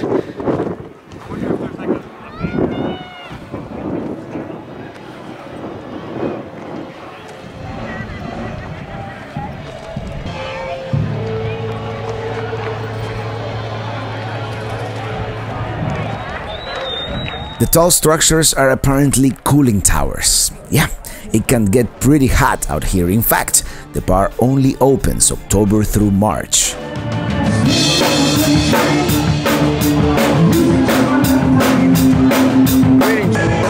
There's old Kia by the parking lot.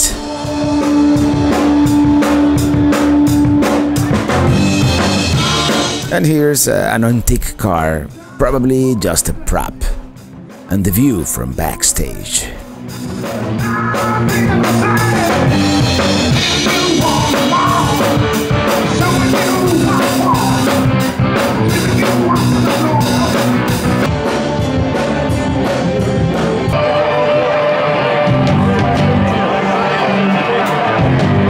Here's the menu by the bar, basically burgers and hot dogs.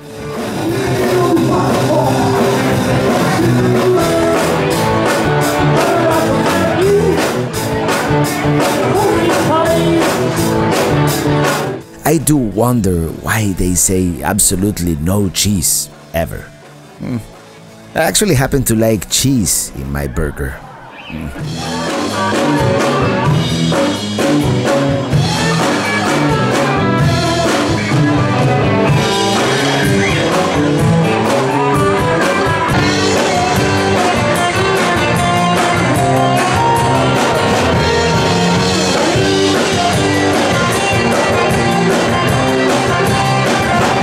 And when was the last time you got to pee with a view, huh? There's also Nico's Grill, apparently another restaurant. Oh, it is time to go.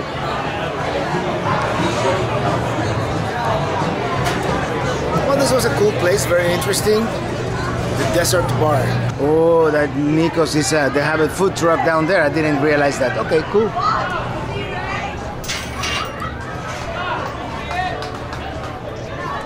Now we have to tackle that road again. Okay, let's check this out. At the beginning, I didn't realize this was actually a church. It kind of looks the part, but it is so small. By the way, there are no services, but all religions are welcome. Also, apparently, these are the names of the people who donated money to build the church.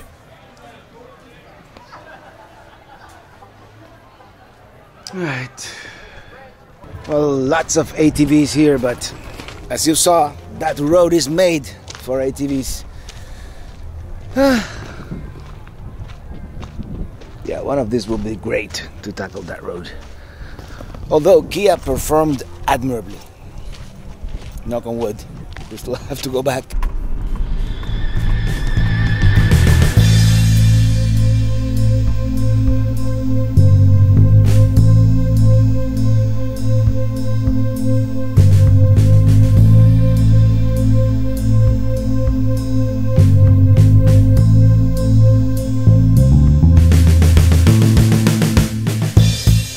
Oh, don't worry, I will not make you watch the whole trip back, although I might make a separate video just for that. Suffice to say, we've made it back in one piece. There's a lake down there. Well, that's the Colorado River, California on the other side, and there's the Blue Water Casino as we approach Parker. Oh, by the way, at the Desert Bar, no cell phone signal and they do not take credit cards, so be prepared for a voyage back in time in that sense. The prices, however, are very much 2018, which is expected given the remote location. Fellow YouTubers and new friends Mike and Patrick are having a campfire, so I'm on my way to their campsite at the BLM, just north of town. It's gotta be around here. Yep, that's them on the left, on the golf cart. I'm gonna have to make a U-turn.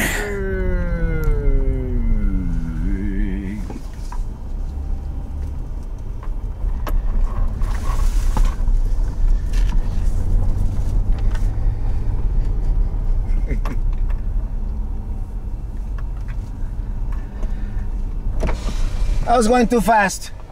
I was going too fast. Oh, you're good, you're good. Good to see you, partner. Good to see you too. We're waiting. RV Frida is going to be over here with us. Hey, we're right. recording this. Hey. Good to see you, man. Thanks for coming out tonight. She's out here close, so we're going to take you both back. All right, perfect. Let me just pull over here to the Okay, side.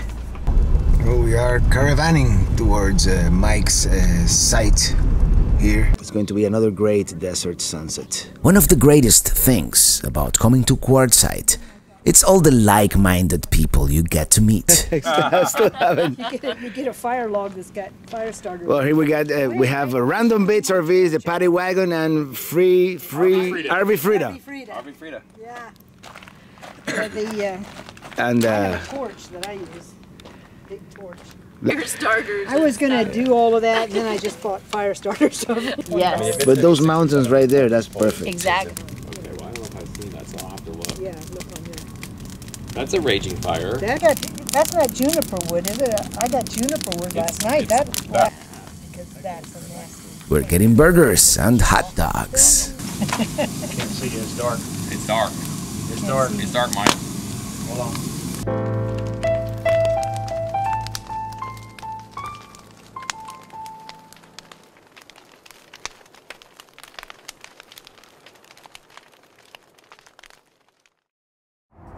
Well, good morning one last time from Quartzsite, Arizona. I just can't get over this sunrise. It's so magical. But it is time to move on. If I ever want to make it back to Florida, check it out. Sun's about to come out. Well, I've got some trash I need to get rid of. It is morning in Quartzsite. And that's what I'm looking for.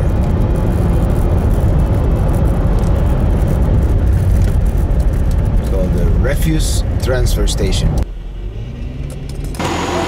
This is where you dump the trash here at Quartzsite. Let's continue. Well, let's put the GoPro up on the roof. Make sure we are all buttoned up, and off we go.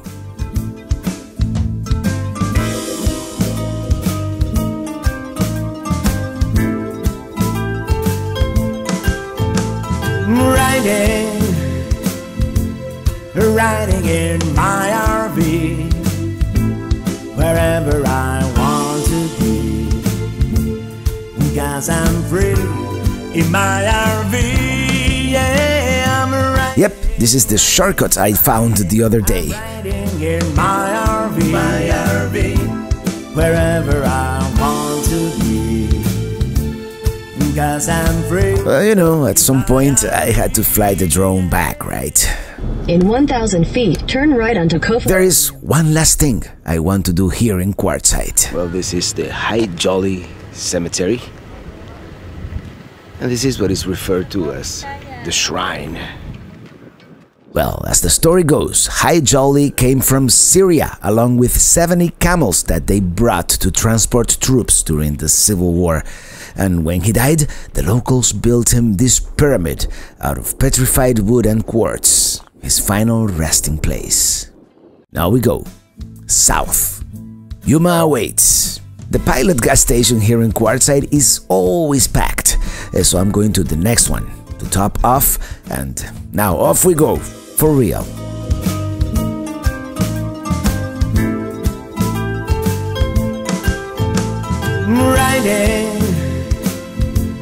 Riding in my RV, wherever I want to be, 'cause I'm free in my RV, yeah, I'm riding. I'm riding in my RV, wherever I want to be, 'cause I'm free in my RV, yeah.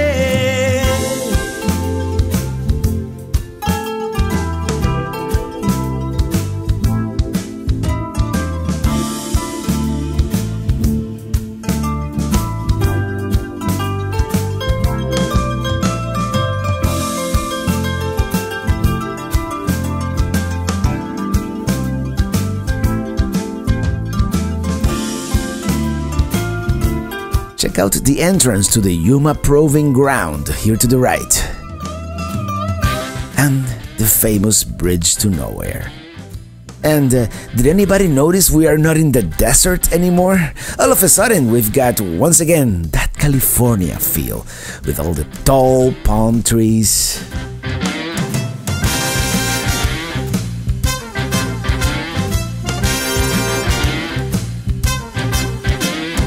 Well, we've made it to Yuma, and one of the reasons I wanted to come here is this gas station that has a free dump station.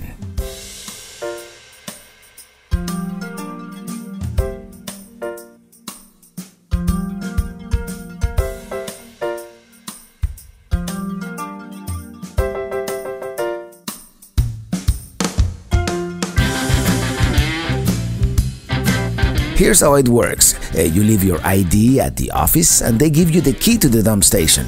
You do your business, return the key, and off you go. And next, the idea is to go to the Paradise Casino, which is right next to the California border and supposedly has this huge RV parking lot.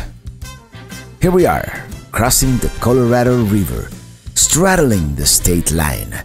The Mission La Purísima Concepción, the church on the hill, right there.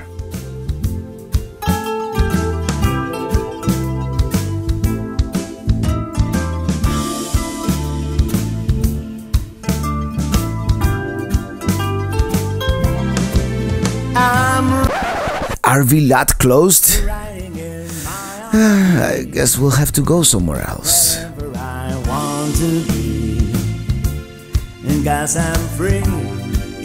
By the way, according to the GPS, I am now in California, although I never saw the sign. And apparently I am, because there is an inspection station. Well, they took my lemons at the inspection station. Apparently no citrus can come into California. Amazing, it's the only state with a border. Yeah, I was under the obviously wrong impression that we were all the same country here, but no. God forbid my Florida lemons come with me into California. I hope at least they make some lemonade for the Border Patrol, otherwise it will be a waste of a perfectly good fruit. Anyways, rant over. Here to the right we have this place called the Center of the World, and they want $3. Sorry, California already took my lemons. Another time, perhaps.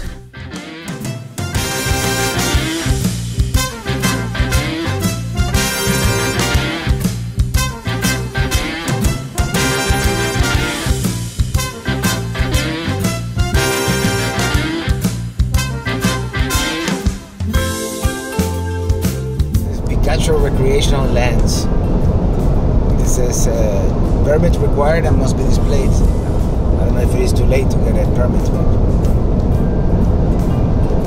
we'll see. I'm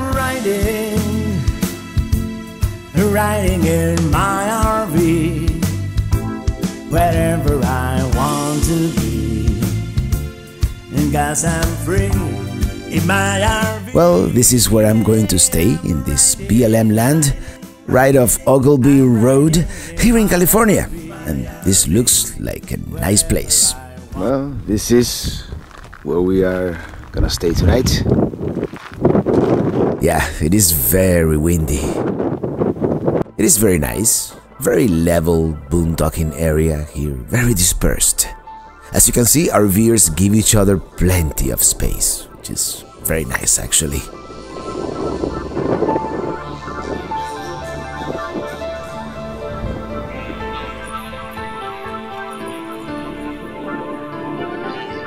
I can tell it is going to be a beautiful sunset. And check out the almost full moon. Not great for stargazing, but it illuminates the desert very nicely at night. As I said, it is a bit windy, so it may not be wise to fly the drone, but I'm gonna do it anyways. I mean, take a look at this place.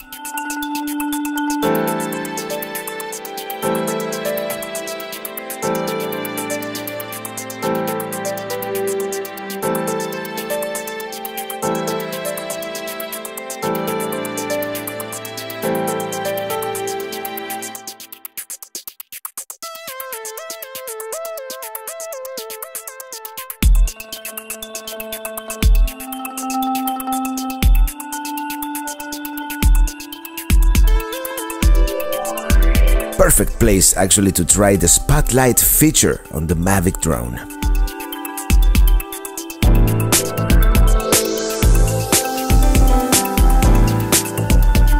There it is, struggling a bit against the wind.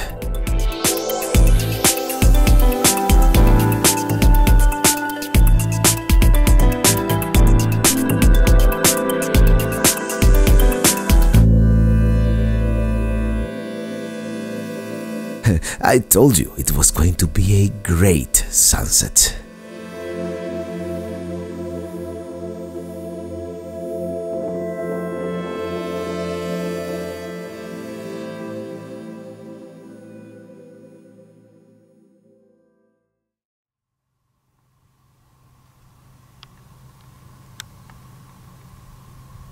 Well, good morning.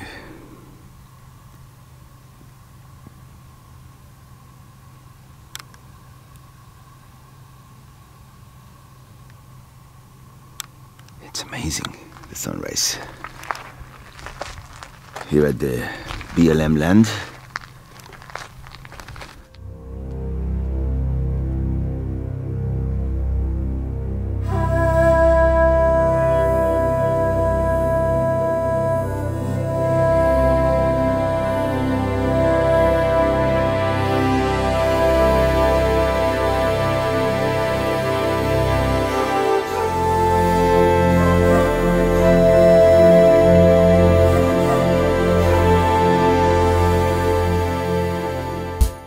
Well, let's put the GoPro on the roof and hit the road.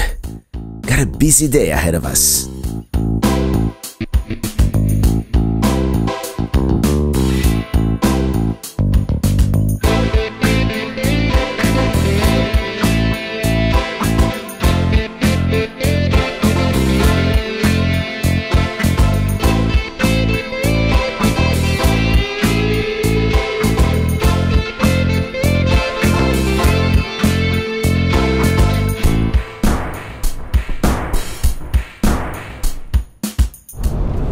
Okay, here's the plan for today. We're gonna go to the Imperial Sand Dunes first, then we're gonna go to famous Slab City. I'm gonna drive around the Salton Lake, see that abandoned town of Bombay Beach, and then I have a reservation at a county park somewhere near Palm Desert, around that area.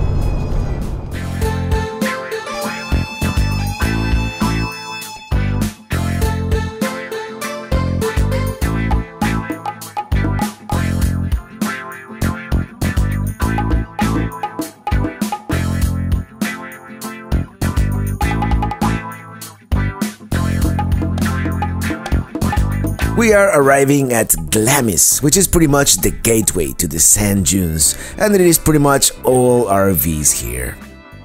This whole area is actually called the Algodones Dunes. Imperial refers more to the area managed by the Bureau of Land Management, and sometimes they are called the Glamis Dunes as well.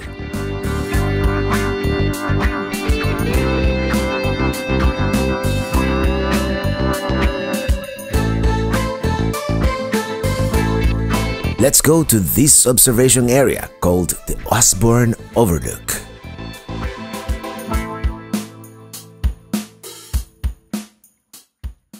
Wow, I have never actually been to the Sahara Desert, but I imagine this is what it might look like. I mean, so beautiful. Part of the Chocolate Mountains can be seen in the distance. Yes, in my mind, this is what a true desert should look like, right? Imagine a convoy of camels coming over the next sand dune.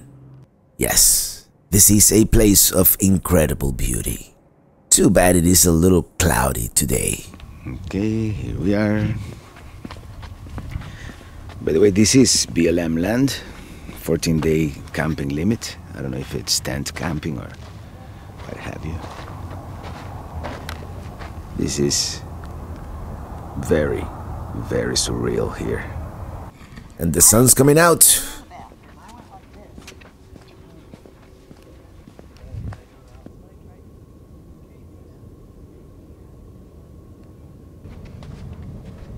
I decided to put on my hiking shoes and go for a little walk on the sand dunes.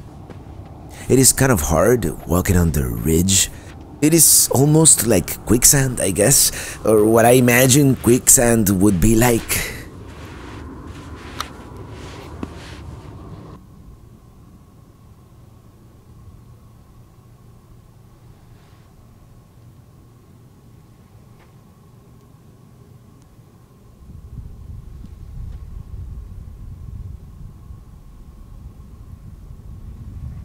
Yeah, very surreal to be here. Well, maybe it's time to continue. Photo shoot, perhaps? Actually, before we go, a little flying is a must here.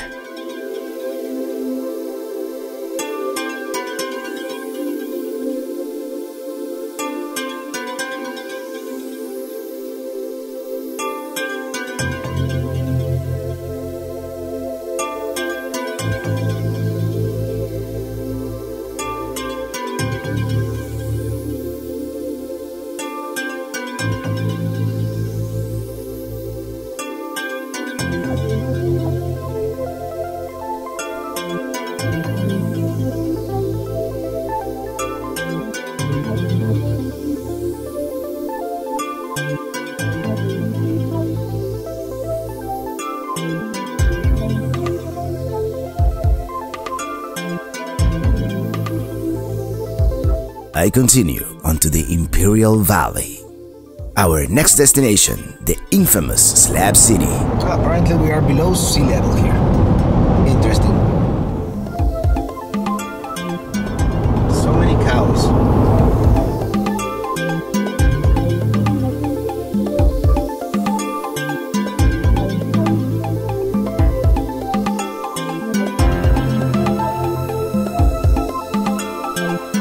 Before we continue, let's put some expensive California gasoline here at the town of Breaux. It is almost $1 more per gallon than in Arizona.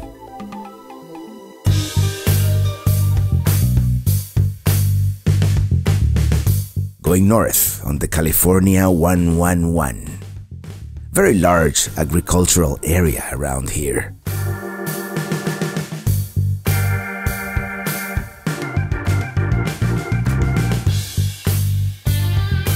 This to the right used to be a rest area with dump stations and potable water, but it is now closed. I guess they didn't want the slabbers coming down to do their business here anymore. We passed by Calipatria. Here we are, coming upon Nyland, the closest quote-unquote real town to the slabs, and I think nowadays it basically exists because of Slab City. Let's explore a little bit. And so far this Nyland looks very much abandoned, adorned with graffiti, what otherwise would seem like a pretty picturesque town, perhaps in a different era or an alternate reality. Some people actually find these places quirky and interesting. To me, it's kind of sad that some parts of the country have decayed so badly. The building here with the Doric columns used to be a bank and a commercial center, built in the 1920s, when this was a wealthy town. Nowadays, it seems to be used for recycling.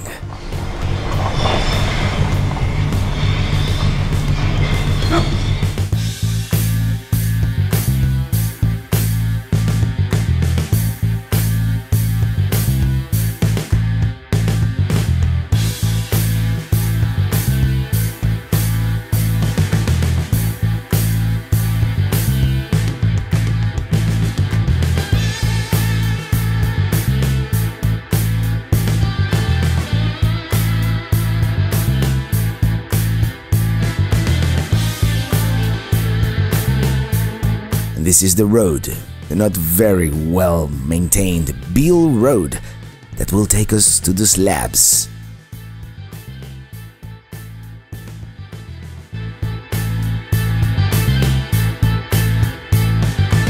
That used to be the Almost There sign, which has been painted over with graffiti.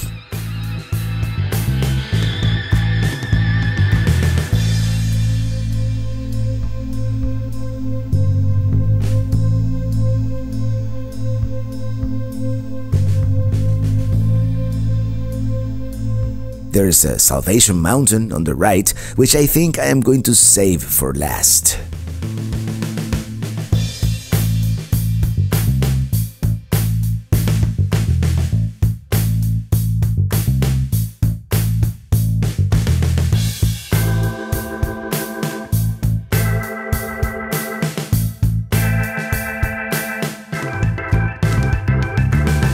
Let's check out the information booth here.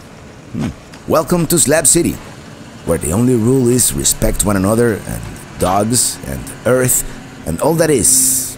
That's a good rule to live by, if you ask me. Let's check out this other booth. It doesn't smell very good. Interesting. Let's continue exploring. We'll leave Salvation Mountain for last.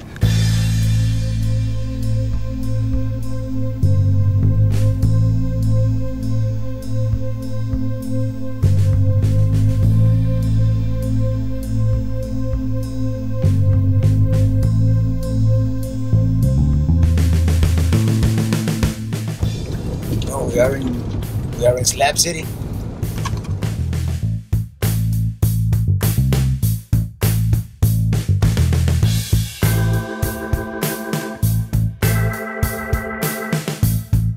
Here to the right is the range, but I want to go to this area called East Jesus first, which is this art installation with all these sculptures made from recycled material or junk, basically.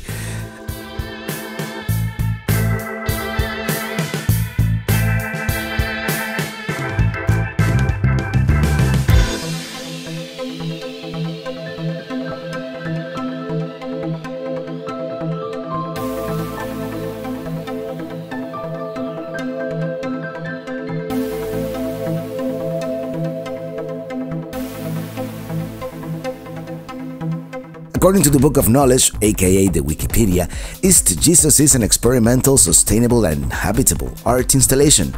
And here we are. Let me figure out how to park with the rig in tow and let's explore.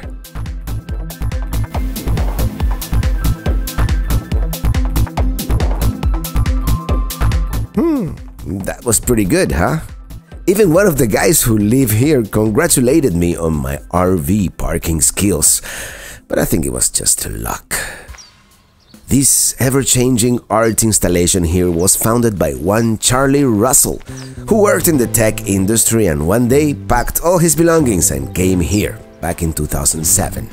He had 2 art cars that he had built for Burning Man, and slowly but surely started surrounding them with sculptures built with whatever he found laying around.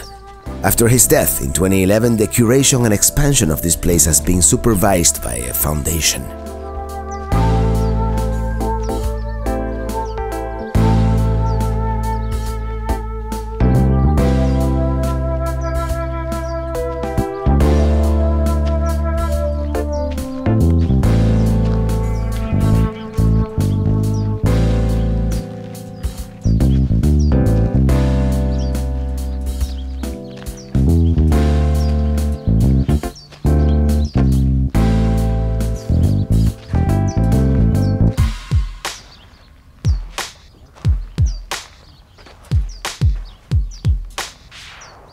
Let's enter the sculpture garden here.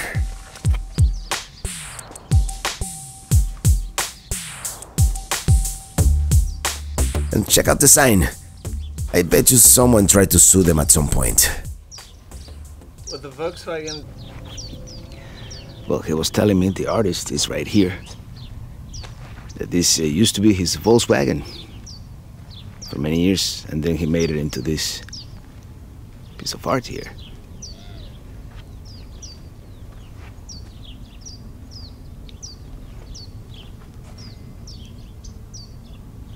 Okay, let's go all the way to the end here.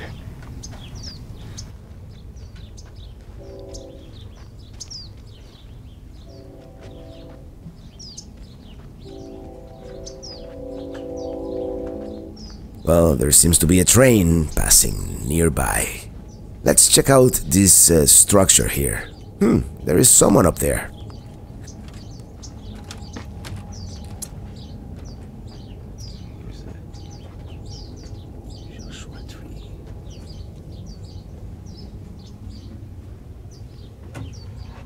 Well, I just realized this was actually someone's home, so I apologized to the resident for trespassing, and he was actually very nice about it. So far, the people of Slab City, at least the ones that live here in East Jesus, they've all been very nice and welcoming and well-spoken. And there's a kind of peacefulness, you know, very relaxed, very zen. And while some of the stuff here is really far out original, some others are still a work in progress, I guess.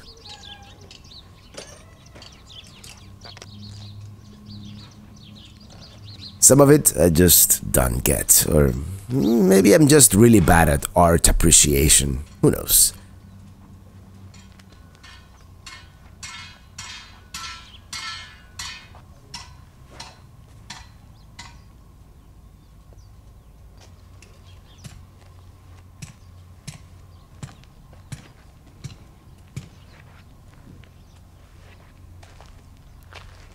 Okay, I must admit the Cadillac is pretty neat, but see?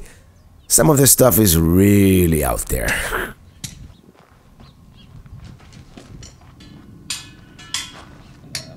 Figure out what they actually want. And try to...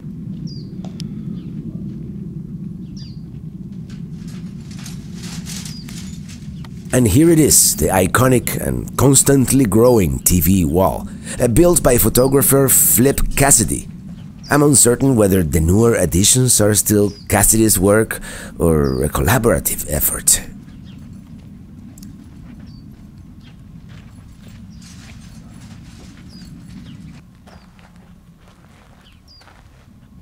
That's pretty interesting. I believe this VW bus is one of Charlie Russell's original art cars, parked right here next to the bottle wall.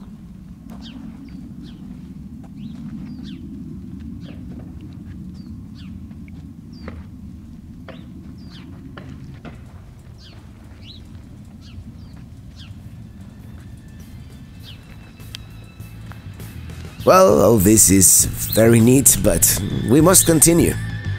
Very cool, this East Jesus. Here.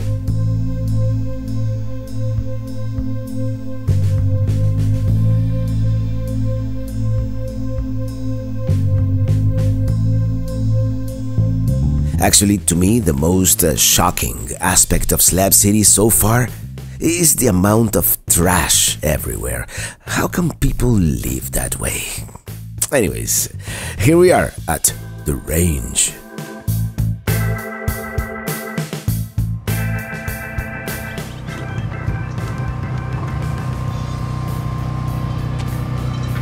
Hello there. Well, hello everybody. This is the famous range where every Saturday they have concerts here. Well, more than a concert, I think it is supposed to be like a talent show, and everybody is invited to participate. It is supposed to be a lot of fun.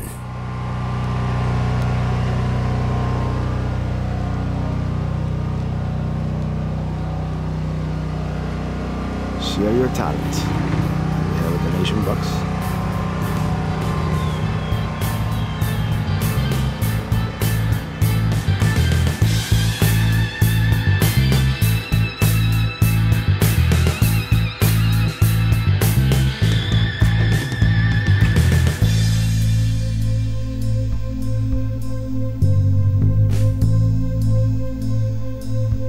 Let me tell you a little bit about the history here, the short version. This used to be a military installation during World War II, and when they dismantled it in the 60s, the foundations remained, hence the slabs. Then some workers from a chemical plant moved here shortly after, and the rest is history. Now all kinds of people live here because it is basically free. The last free place in America, some seasonally, some more permanently. Hey, check it out! Minitini's twin is here. I can't believe there is another Micro Minnie exactly like mine parked here.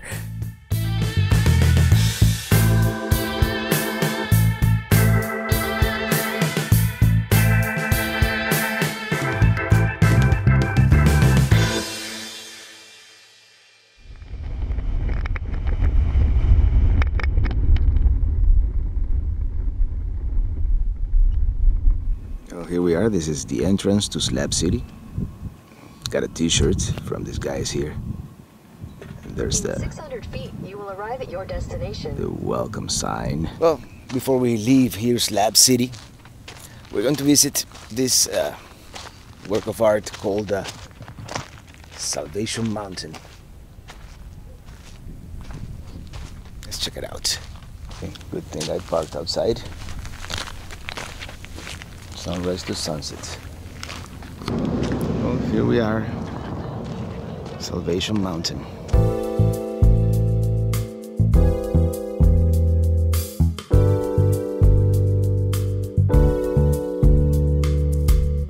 Well, I'll wait until they finish and maybe I can take a selfie here. Well, here we are, Salvation Mountain. Let's walk to the top. By the way, we're supposed to stay on the yellow painted path.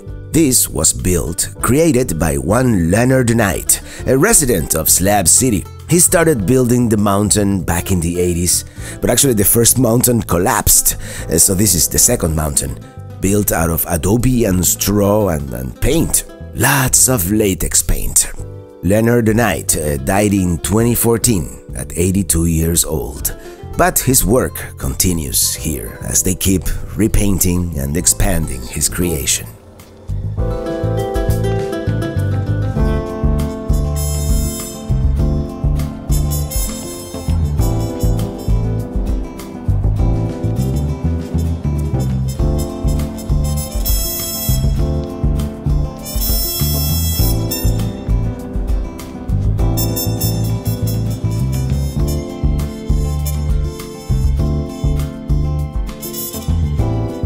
Salvation Mountain. And of course, there is Minnie. And I am up here on the top of Salvation Mountain. Let's continue exploring.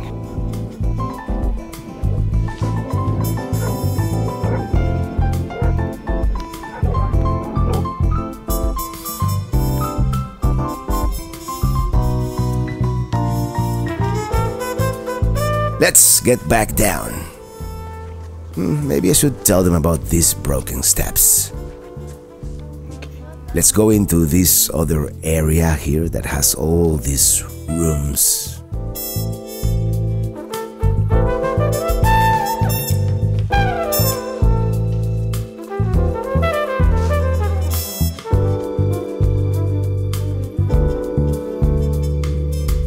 Some areas are off limits here, probably due to construction or repainting. So intricate in here. Fascinating.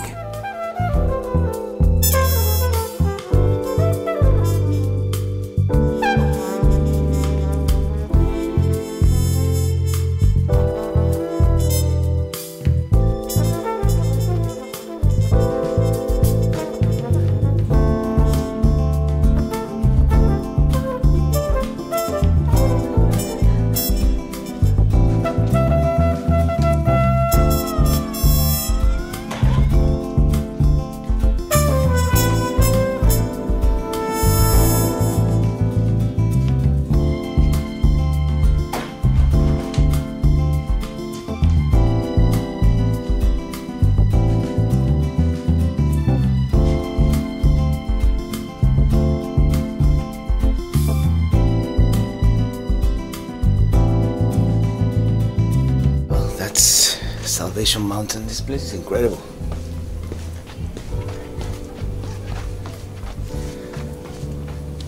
I think it is time we continue our journey.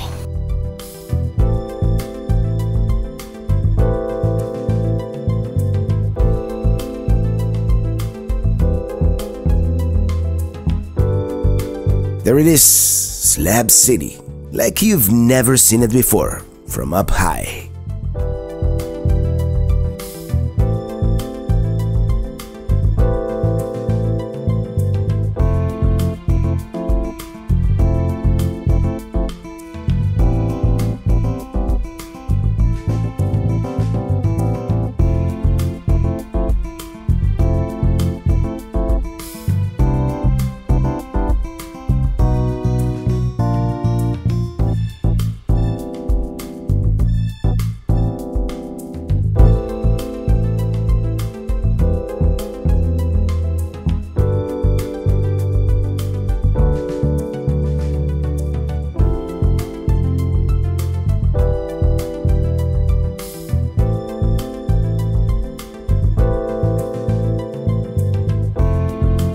Yep, having some fun here, flying around.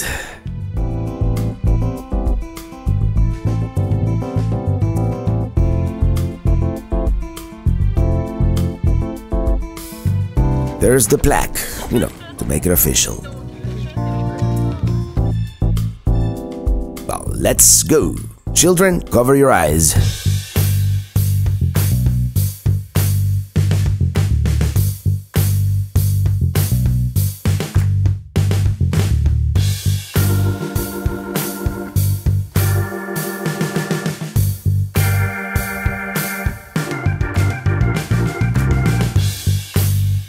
And we are back in Island, and now we are going to turn north here on the eastern shore of the Salton Sea towards Bombay Beach, which according to the sign is 17 miles away.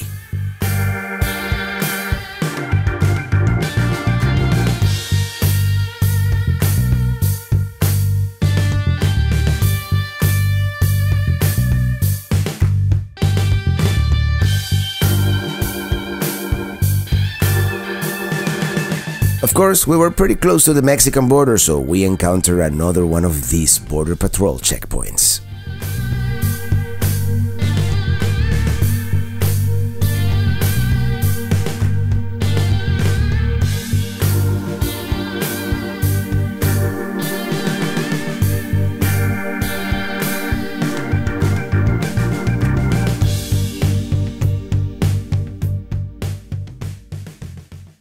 Well, this is the town of Bombay Beach.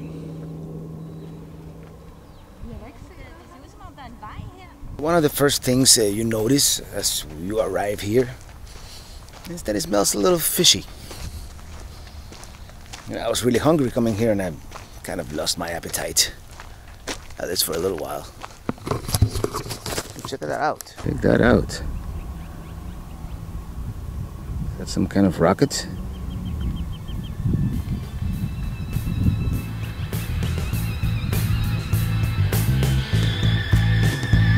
Definitely some kind of fighter planes flying information out there. Well, let me tell you a little bit about the Salton Sea, which was created pretty much by mistake, big screw up at the beginning of the 20th century when one of the canals that controlled the flow of the Colorado River was overwhelmed and water spilled into the Salton Basin for 2 years. 2 years it took them to plug the hole, and by then what was previously a dry lake was now wet again. Nowadays it is once again kind of an environmental disaster here. The high salinity from agricultural runoff and the toxicity has caused many of the fish to die. It's crunchy under your feet. The crunchiness under my feet is apparently salt, left behind by the receding water. It is actually kind of sad. This was probably very pretty at one point in history, and still kind of is. In a weird way.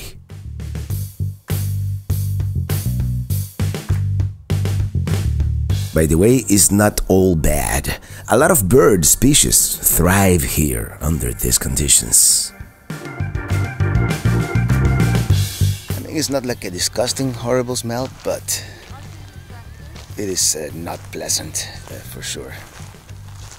In some other time, this must have been like a nice beach with umbrellas, lounge chairs, and now just this barren land. Yeah, definitely there's some animal byproducts in this sand, for sure.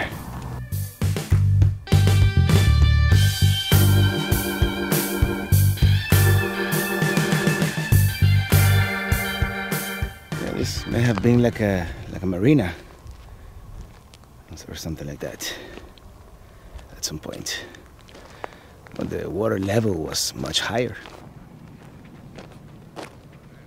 I don't know, somehow these ruins have like a touristy feel to it. Like the rest of the town is in shambles, but they left here. They left this here for us to see, basically. I mean, because people live here, obviously.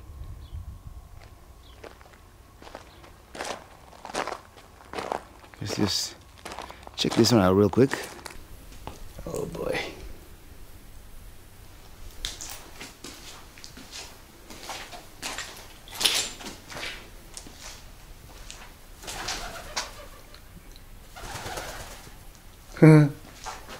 Scared the crap out of me. Yeah.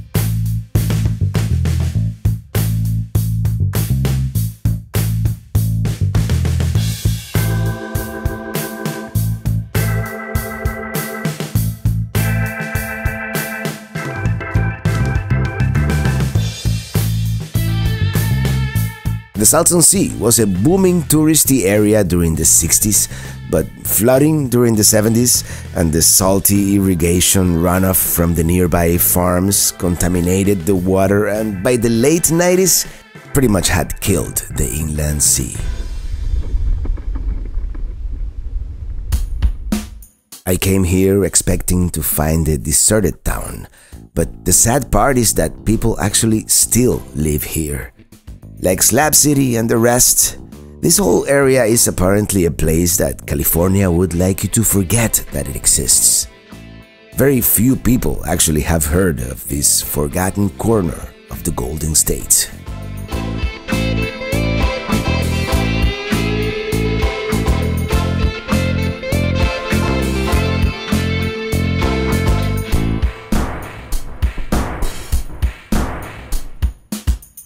Well, according to this, we are 300 feet below sea level.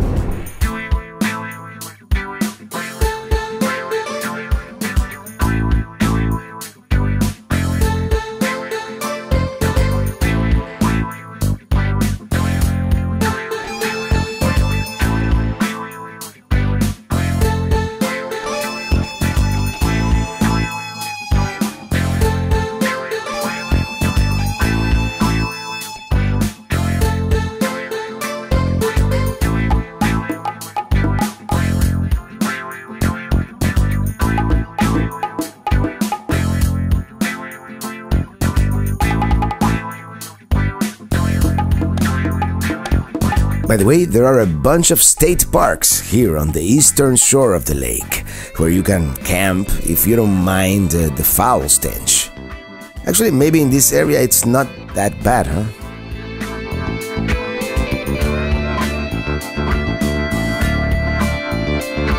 As I enter the Coachella Valley, I feel I just came out of a dystopian movie, a strange alternate reality, and if it wasn't for copyright, I would play you some of my favorite California tunes, Tupac and the Mamas and the Papas come to mind, but instead you're stuck with my own California road trip tune, which is not that bad, huh?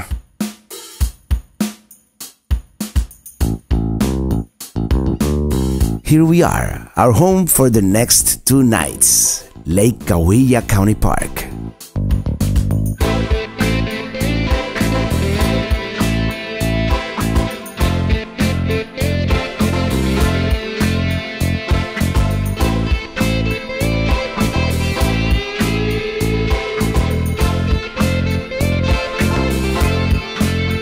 I forgot to turn off the GoPro.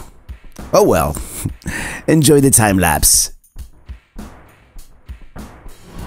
Well, this is very nice.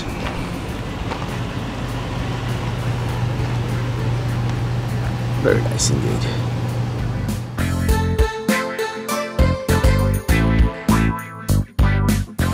I didn't bring my good camera because I was just looking for a place to eat, but this is real nice. And yeah, that's an IPA. This is called Old Town.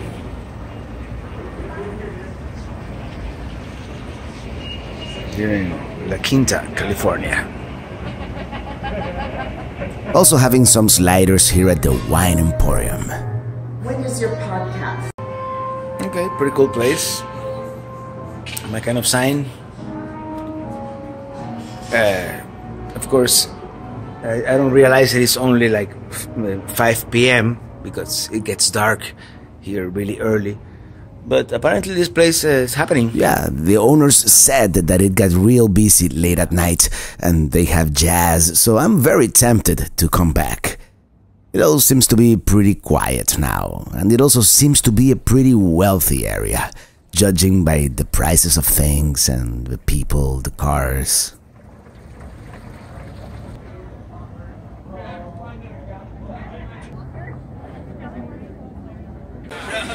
I cannot believe I didn't bring my good camera tonight, but it's fine, my phone works.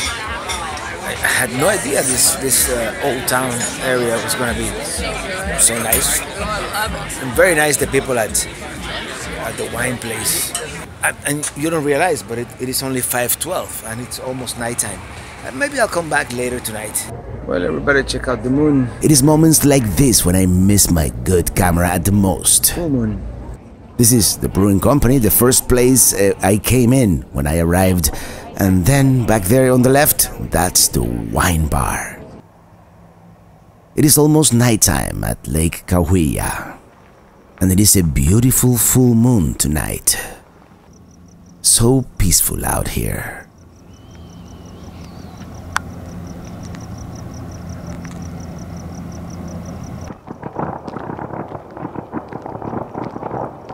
Are those fireworks I hear? I just woke up in the middle of the night when I realized that tonight there is a lunar eclipse. Let me switch cameras here. Actually, even better, let's make it a time lapse.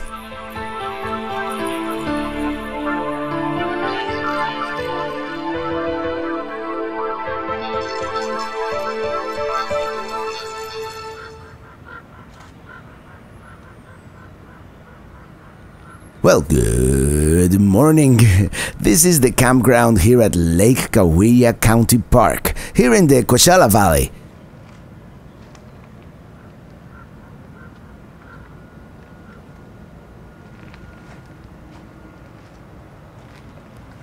It is very nice here. That's the camera doing the time lapse, and my favorite palm tree across the lake.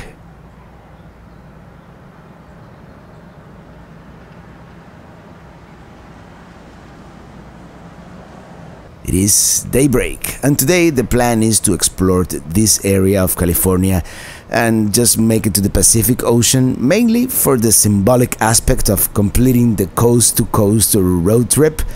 I was hoping to make it to LA, but I don't think we're gonna have the time. Besides, I've been there before. Let's explore something new. I have a bunch of stuff here that I've brought all the way from Miami, so I'm trying to cook it all up. Some mushrooms. A little bit of cubed ham.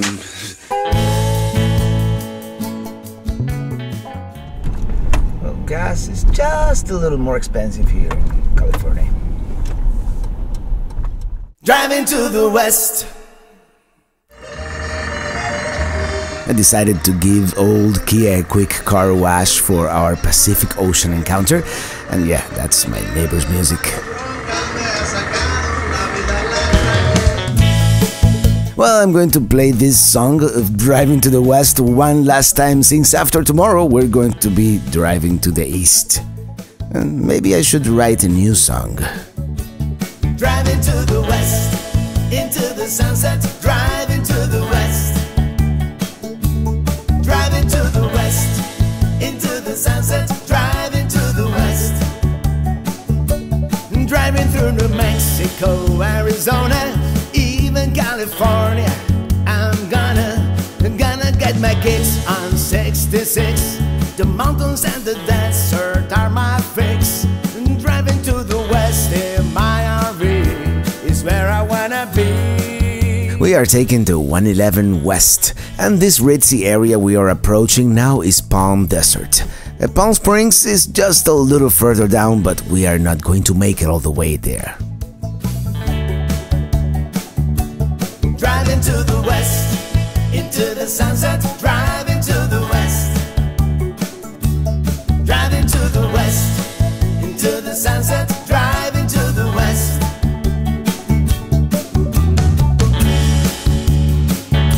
Beautiful landscaping everywhere.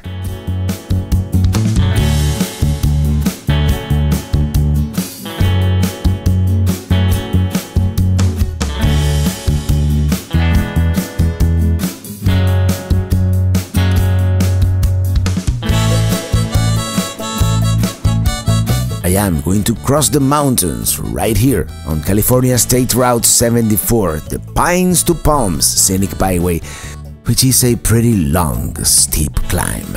Lots of switchbacks, and there are a bunch of pullouts where if you're going slower than the rest, you're supposed to pull over and stop and let everyone pass.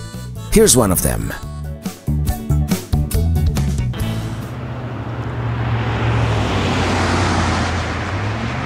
There's a pretty nice view of the Coachella Valley down there.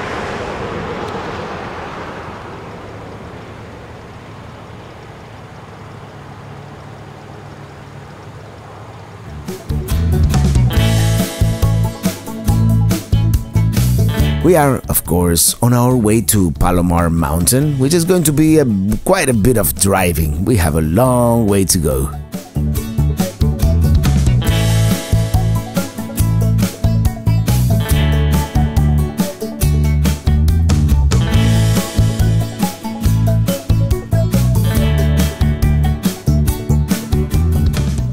Quick stop here along the way.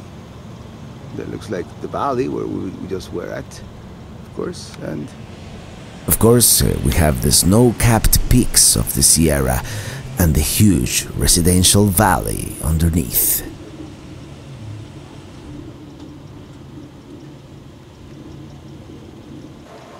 There in the distance, that's the Salton Sea. And some golf courses, perhaps?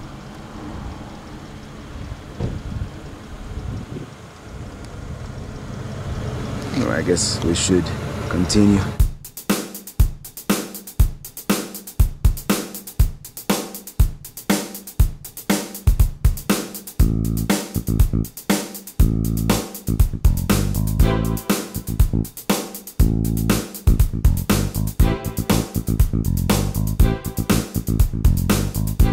Well, this is called the Anza Valley.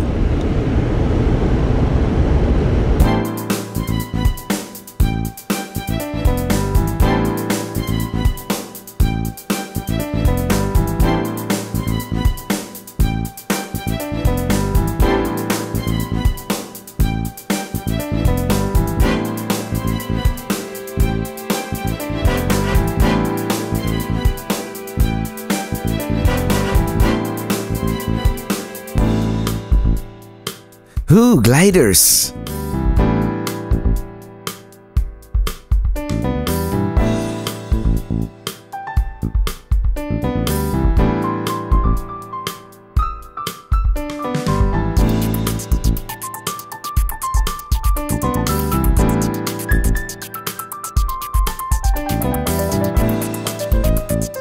We begin the ascent to Palomar Mountain.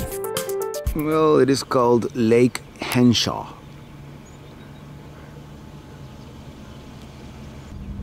Ooh, check out all the birds down there.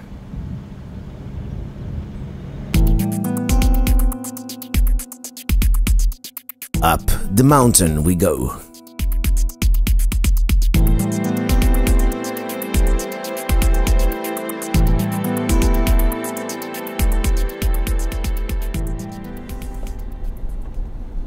Let's check out the view, shall we? Not bad. Let's continue.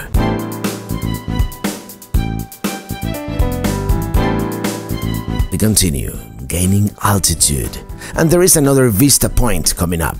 Well, they have this scenic vista point here. Let's check it out. We might see an eagle. This is called the Lake Henshaw Overlook, and we get this, shall I say, commanding view.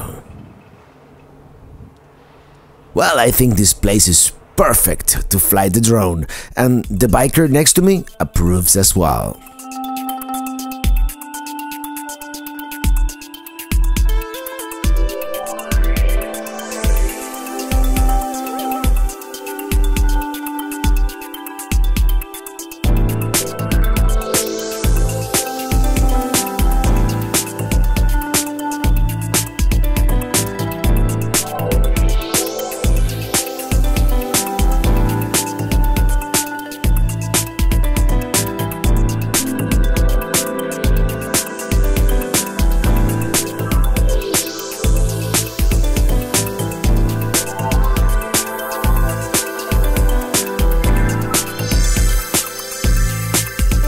Well, that was a nice break, but the show must go on. But not for long, because you know I'm going to stop at every single vista point, right? And that's quite a view we've got.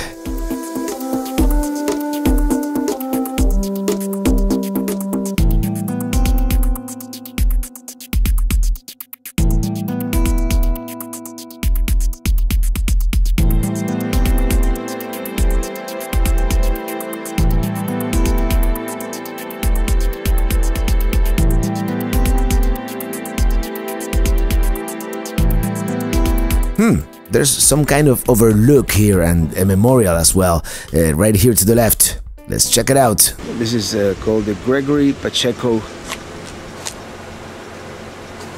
Memorial. But check out that view.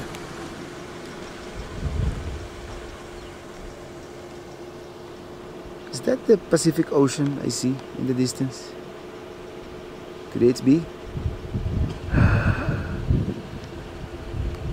think so.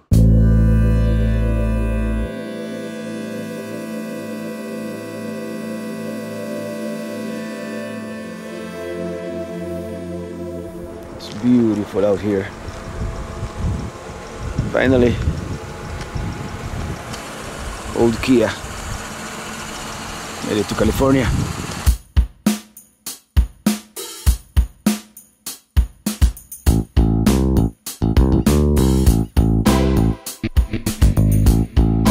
Hey, check it out! Another vista point. This one has some info here about the local plants and a great view as well.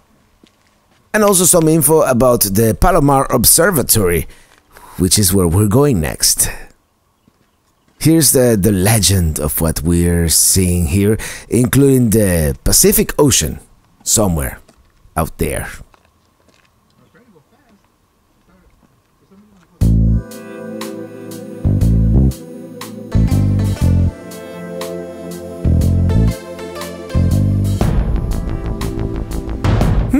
Nice house.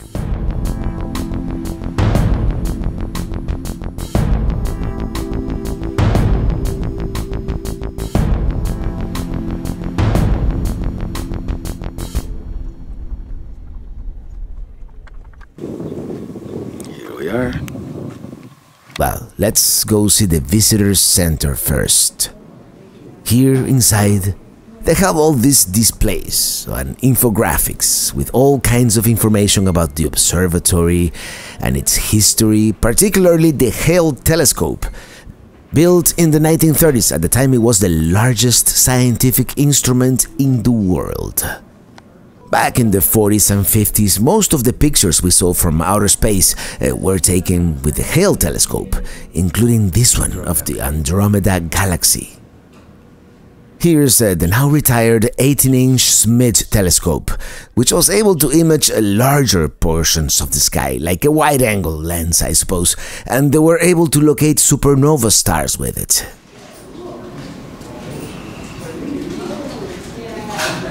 Well, let's go see the big boy, shall we? The 200-inch Hale telescope.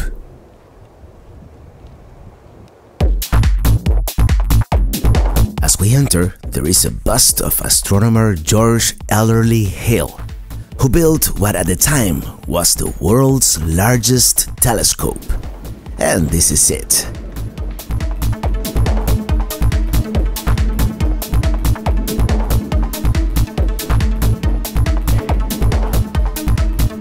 The 200-inch mirror was built in the 1930s out of this breakthrough material called Pyrex, invented by Corning Glassworks, which was less susceptible to temperature changes. This was the world's largest telescope from 1949 until 1975, when the BTA-6 built by the Soviet Union surpassed it, although that one never quite worked as advertised, so in reality, until 1993, this was it. Amazing that many of the astronomical discoveries, breakthroughs, of the 20th century were made right here. And to this day, it is still used every night to gaze at the firmament. Thank you, Mr. Hale. Well, when I was a child, back in Cuba, I had this astronomy book from the 1950s. And with pictures of all the galaxies and planets and all that stuff. And the caption of every picture, it said that the picture was from Observatorio Monte Palomar, which is Palomar Mountain right here. So I always wanted to see what this Mount Palomar was, the observatory, and I finally made it here. Well, let's see what's back here. It looks like the back entrance, which I believe is also the handicap access. And I saw a sign about some controlled fire going on, so that must be it. Let's go. And there's a pretty old Nissan truck. I wonder if it would be capable of towing Minitini. Maybe not. There we go. Snow again. Well, the same way we came up, now we must go down. Okay, one more vista point. Just one.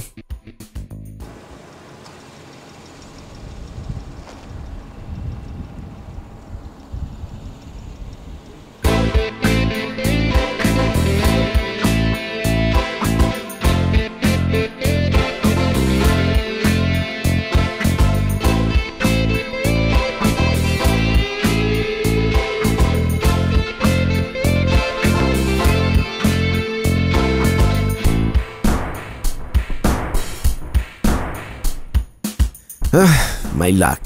They are painting the road. Now I'm never going to make it to the Pacific. Okay, good. He's gonna let me pass. Thank you. We are once again by Lake Henshaw, and before going to the Pacific, I want to pass by the U.S. Forest Service office to get my America the Beautiful annual pass.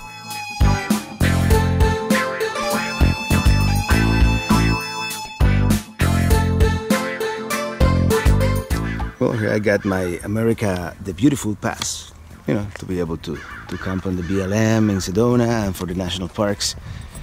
And look what we have here. Maybe I should get my 2 lemons back.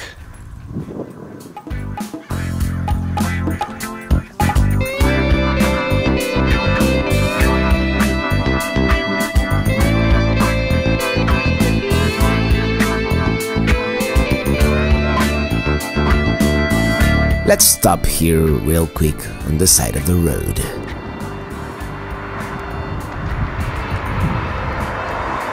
It's very pretty.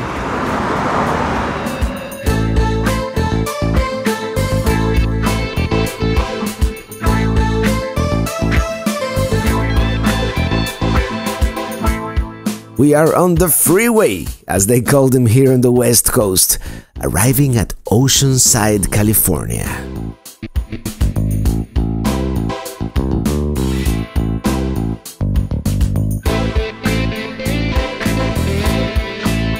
Okay, first things first. I'm starving, so let's eat. Well, whenever I come to California, I always try to come to one of these In-N-Out burger.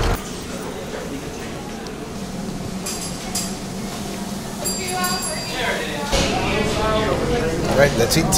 Well, that was pretty good. I recall the fries being better before, but anyways, I'm gonna go next door real quick to the California Welcome Center. It's right there. Here we are, California Welcome Center, Oceanside.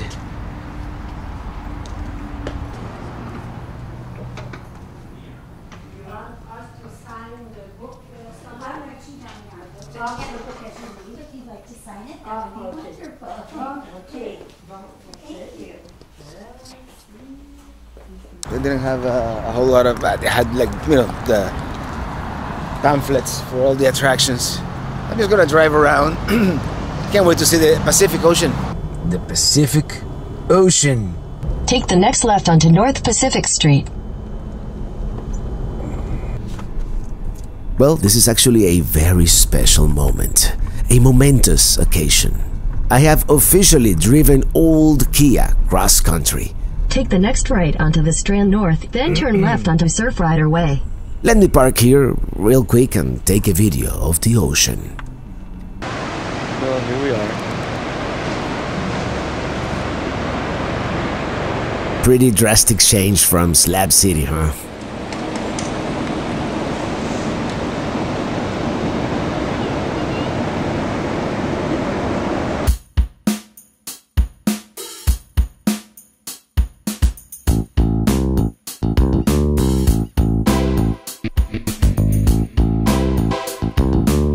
Well, yes, everybody, old Kia made it to the Pacific Ocean. Let's explore.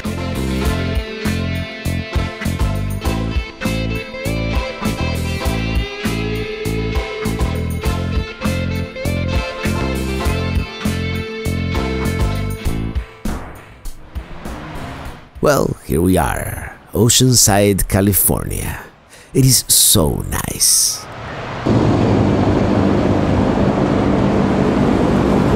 Here's the house from the movie Top Gun. Top Gun, of course, one of my favorite movies of the 80s, starring a young Tom Cruise as Maverick. And this is the house featured in the movie.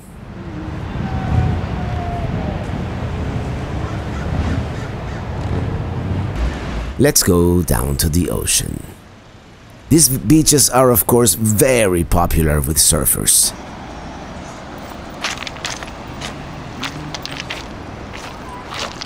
Made it all the way here, might as well touch the water.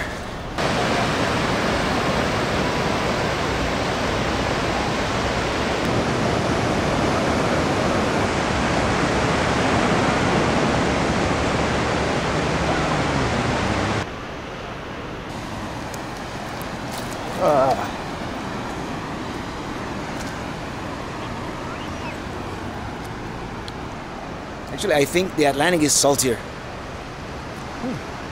Well, I got my feet wet in the Pacific. I think we can call that a success. It is very picturesque out here. It's very interesting. The fact that this is elevated like this. Maybe we should walk to the pier.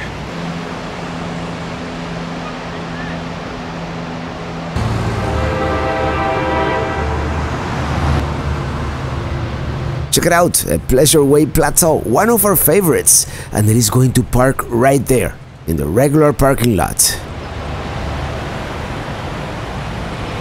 See what he did? He just parked right there. Here we are, the Oceanside Pier. Let's check it out. It's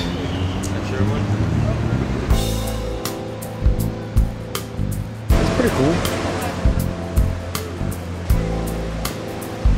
Pretty cool. There's another drawing on the sand on this side too.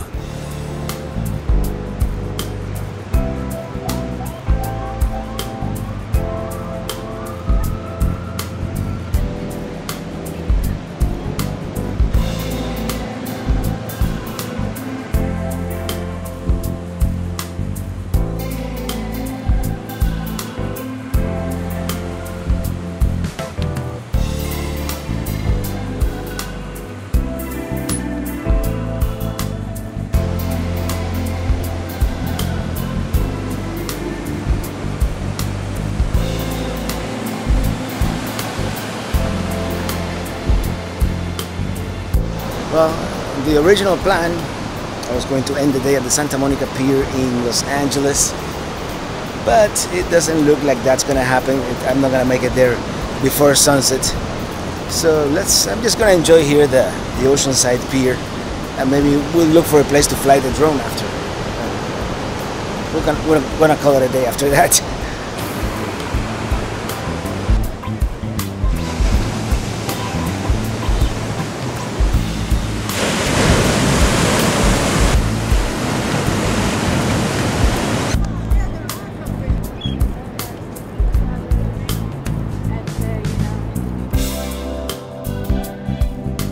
This right here is so quintessentially Southern California. I still wish I would have made the time to go to Venice or Santa Monica for the sunsets, but hey, this is not bad at all, and on the plus side, I had never been here before.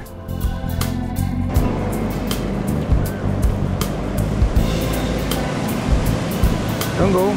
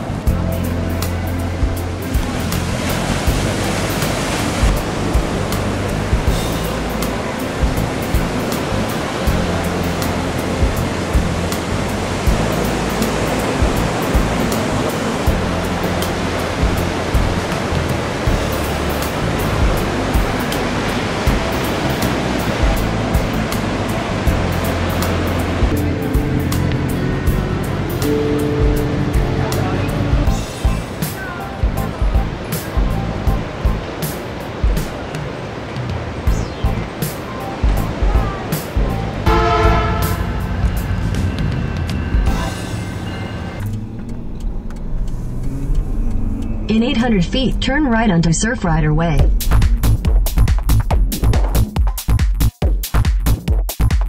Well, I was searching on the Air Map app for a suitable place to fly the drone nearby at sunset, and it seems there is this narrow area in Del Mar where there are no flying restrictions, and that is the closest one, so that's where I'm going, and it looks like I'm going to make it in the nick of time.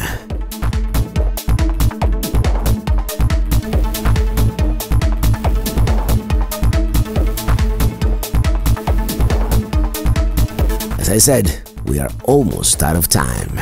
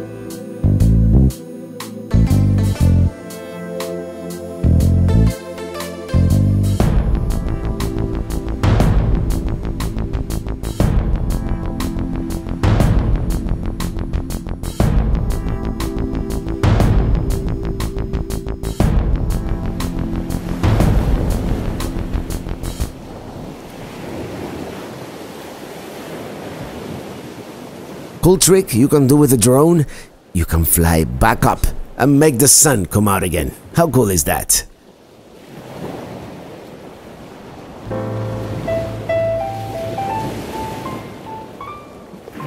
Well, we've made it to the West Coast.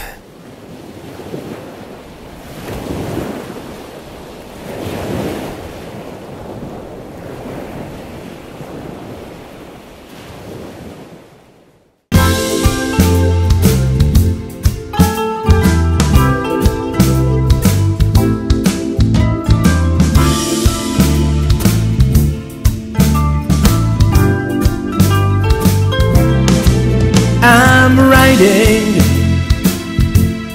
riding with my RV wherever I want to be, 'cause I'm free in my RV.